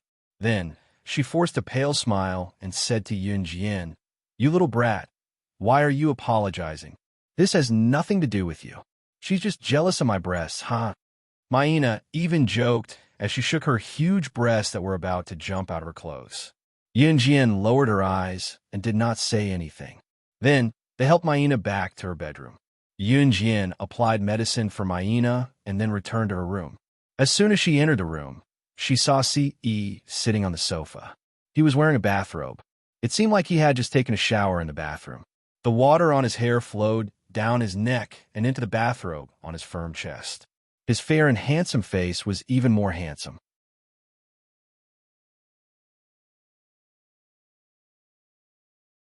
Chapter 1295. C.E. had been sitting on the sofa just now, looking aloof like a handsome man who had walked out of a comic book. His handsome face, coupled with his cold and arrogant face, if women were to see him at this moment, regardless of whether they were old or young, they would probably want to pounce on him fiercely. Yunjian was not an ordinary woman. She sucked in a breath, but did not lunge at him like a madwoman. Even if C.E. was already Yunjian's favorite in her heart, it was the fondness she had for her beloved. On the other hand, C.E., who had maintained his aloof demeanor just now, stood up and walked over when he saw Yunjian. His aloof demeanor vanished in an instant as he grabbed Yunjian's hand and whispered to her, "Xiao Jian." Her voice was so soft that it was as if she was his master. C.E. called out and pulled Yunjian into his arms. Just as he did so, however, C.E.'s hand accidentally touched the belt of Yunjian's bathrobe. The bathrobe Yunjian was wearing was only held together by the thin strap. This time, C.E. had really tugged her belt off by accident. Once the belt was pulled off, Yunjian's bathrobe slid to the floor. Yunjian was wearing a swimsuit underneath that showcased her proud figure. C.E. felt like a part of him was swelling violently when he saw what was happening. Xiao Jian. C.E., who was usually calm, was panicking. It was fine if he was not panicking, but once he did, C.E.'s hand was originally going to rest on Yunjian's slender waist, but it slipped and accidentally landed on Yunjian's butt. The swimsuit that Yunjian was wearing happened to wrap around her buttocks, making it rather sensitive. Yunjian blushed and slapped Si Yi's hand away, taking 2 steps toward the bed. Halfway there, she turned her head, her blushing cheeks pink as she told Si Yi coquettishly, "Don't follow me or don't get on my bed." Yunjian only wanted to express that she did not want Si Yi to come to her room and sleep on the same bed as her. In spite of it, Si Yi's lips curled up even more when he heard Yunjian's words. The night passed uneventfully. Si Yi merely hugged Yunjian to sleep, sometimes touching her but never doing the last step. After staying in the guest house for 2 days, the 3rd day of the 3rd underground tea party was held in the morning. August 1st, 1999. Yunjian, Si Yi, Shuang, and Qing Yu all woke up early in the morning. The guest house was already filled with people, and the tea party was being held in a large ballroom not far from the guest house. Although it was called a ballroom, it was actually a high-class venue that was built at the last minute. The environment was naturally not bad, comparable to the most luxurious villas in Country Z. The tea party would be held from morning until 12 o'clock at night, so the tea party was in progress now. Yunjian and Si Yi went to the ballroom where the tea party was being held. Today, she did not have to hide her identity anymore, because she was leaving after the party today. Just as Yunjian and Si Yi arrived at the entrance of the ballroom, they heard a blood-curdling scream and saw a large group of people crowding around to watch the show before they even stepped through the entrance. Yunjian could vaguely make out the word "na" in a shrill scream. Her eyelids twitched as she suddenly had a bad feeling. Yunjian quickly pushed through the crowd and saw Mira standing smugly in the middle of the crowd. There was a pool of blood in front of her, and a woman who was no longer breathing lay in the pool of blood. The woman's voluptuous breasts had been cut off and lay naked in front of Mira.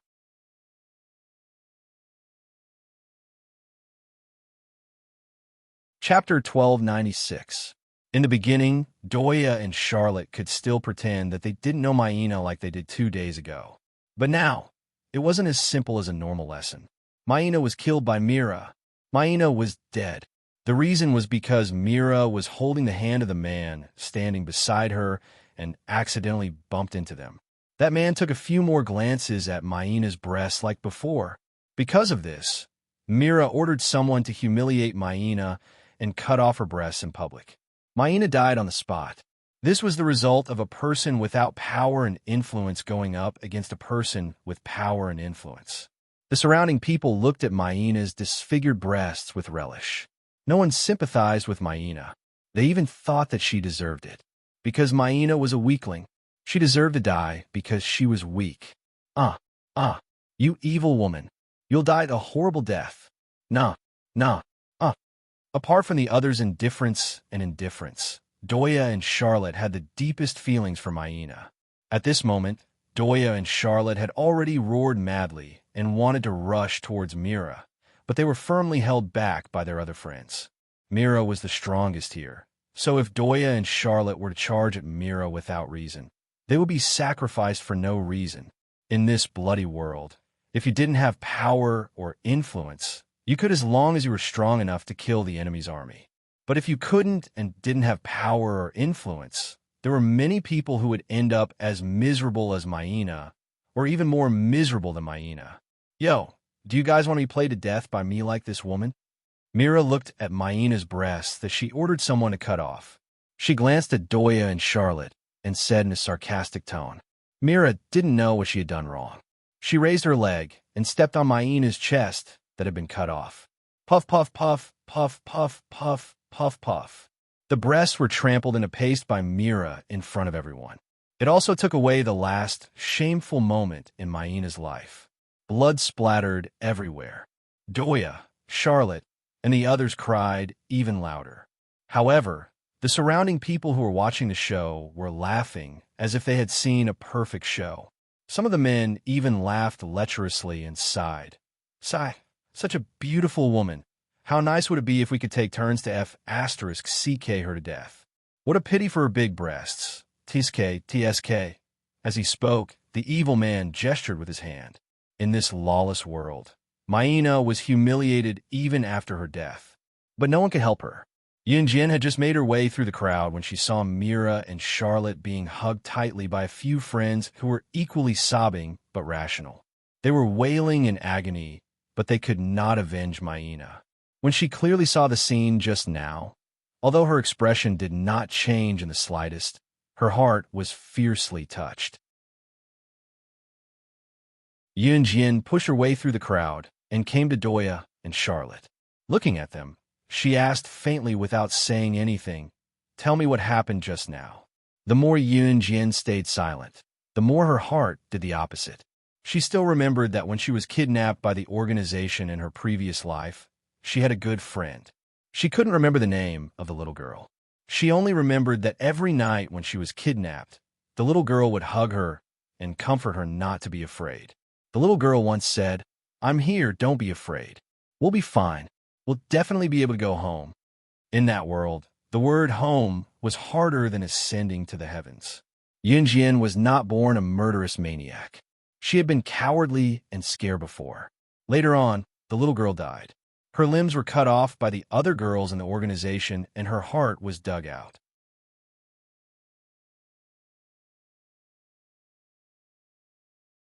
Chapter 1297.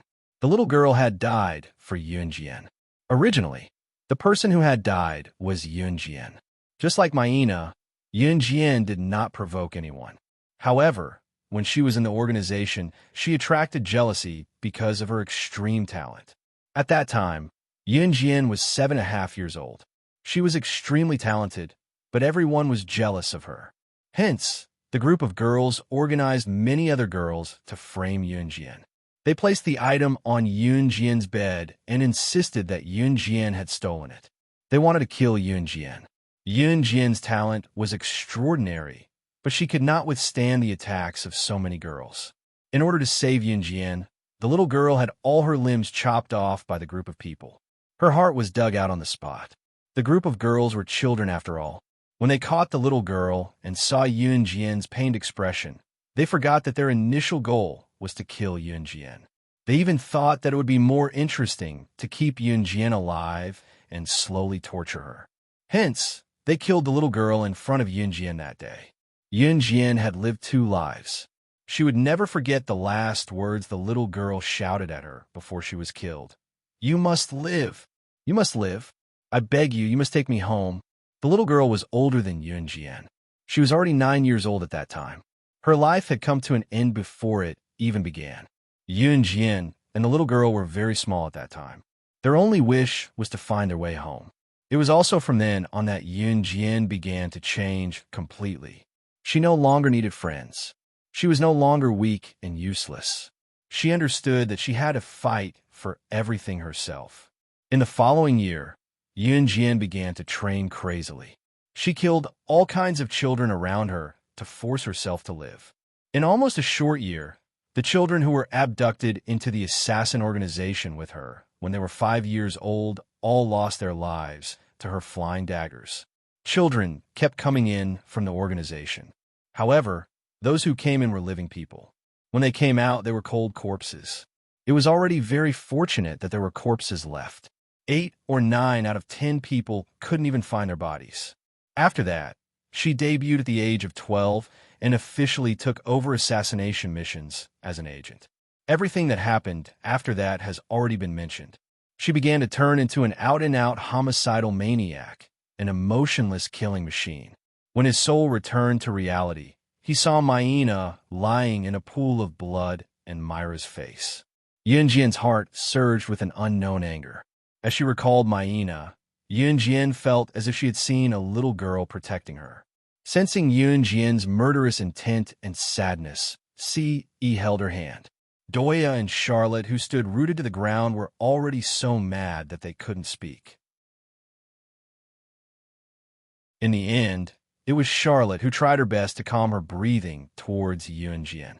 However, she panted heavily as she spoke to Yunjin. She killed Na. Her man wanted to see Na's. She said that Na seduced him. So just now, she had people cut off Maina's breasts in front of everyone and humiliated her to death. But for some reason, Charlotte couldn't bring herself to say the rest of her words. Isn't she just a slut? So what if she killed her? Mira stood in the distance and said coldly. Then, Mira turned her gaze towards Yunjian. She was provoked by Yunjian's perfect face and skin, and her jealousy rose again. Mira looked at Yunjian. Just as she was about to say something, she saw Yunjian suddenly let go of Siyi's hand and walk over. Mira's heart skipped a beat. Then you can go die. Yunjian walked over very slowly and said this sentence faintly. You're tuning into the Romance Rendezvous YouTube channel. We're so grateful for your support, and don't forget to subscribe to join us on this incredible journey through captivating stories. Your generosity through donations truly makes a world of difference, as it's the primary source of revenue that allows me to expand and enhance this channel for you. Thank you from the bottom of my heart for being a part of this adventure.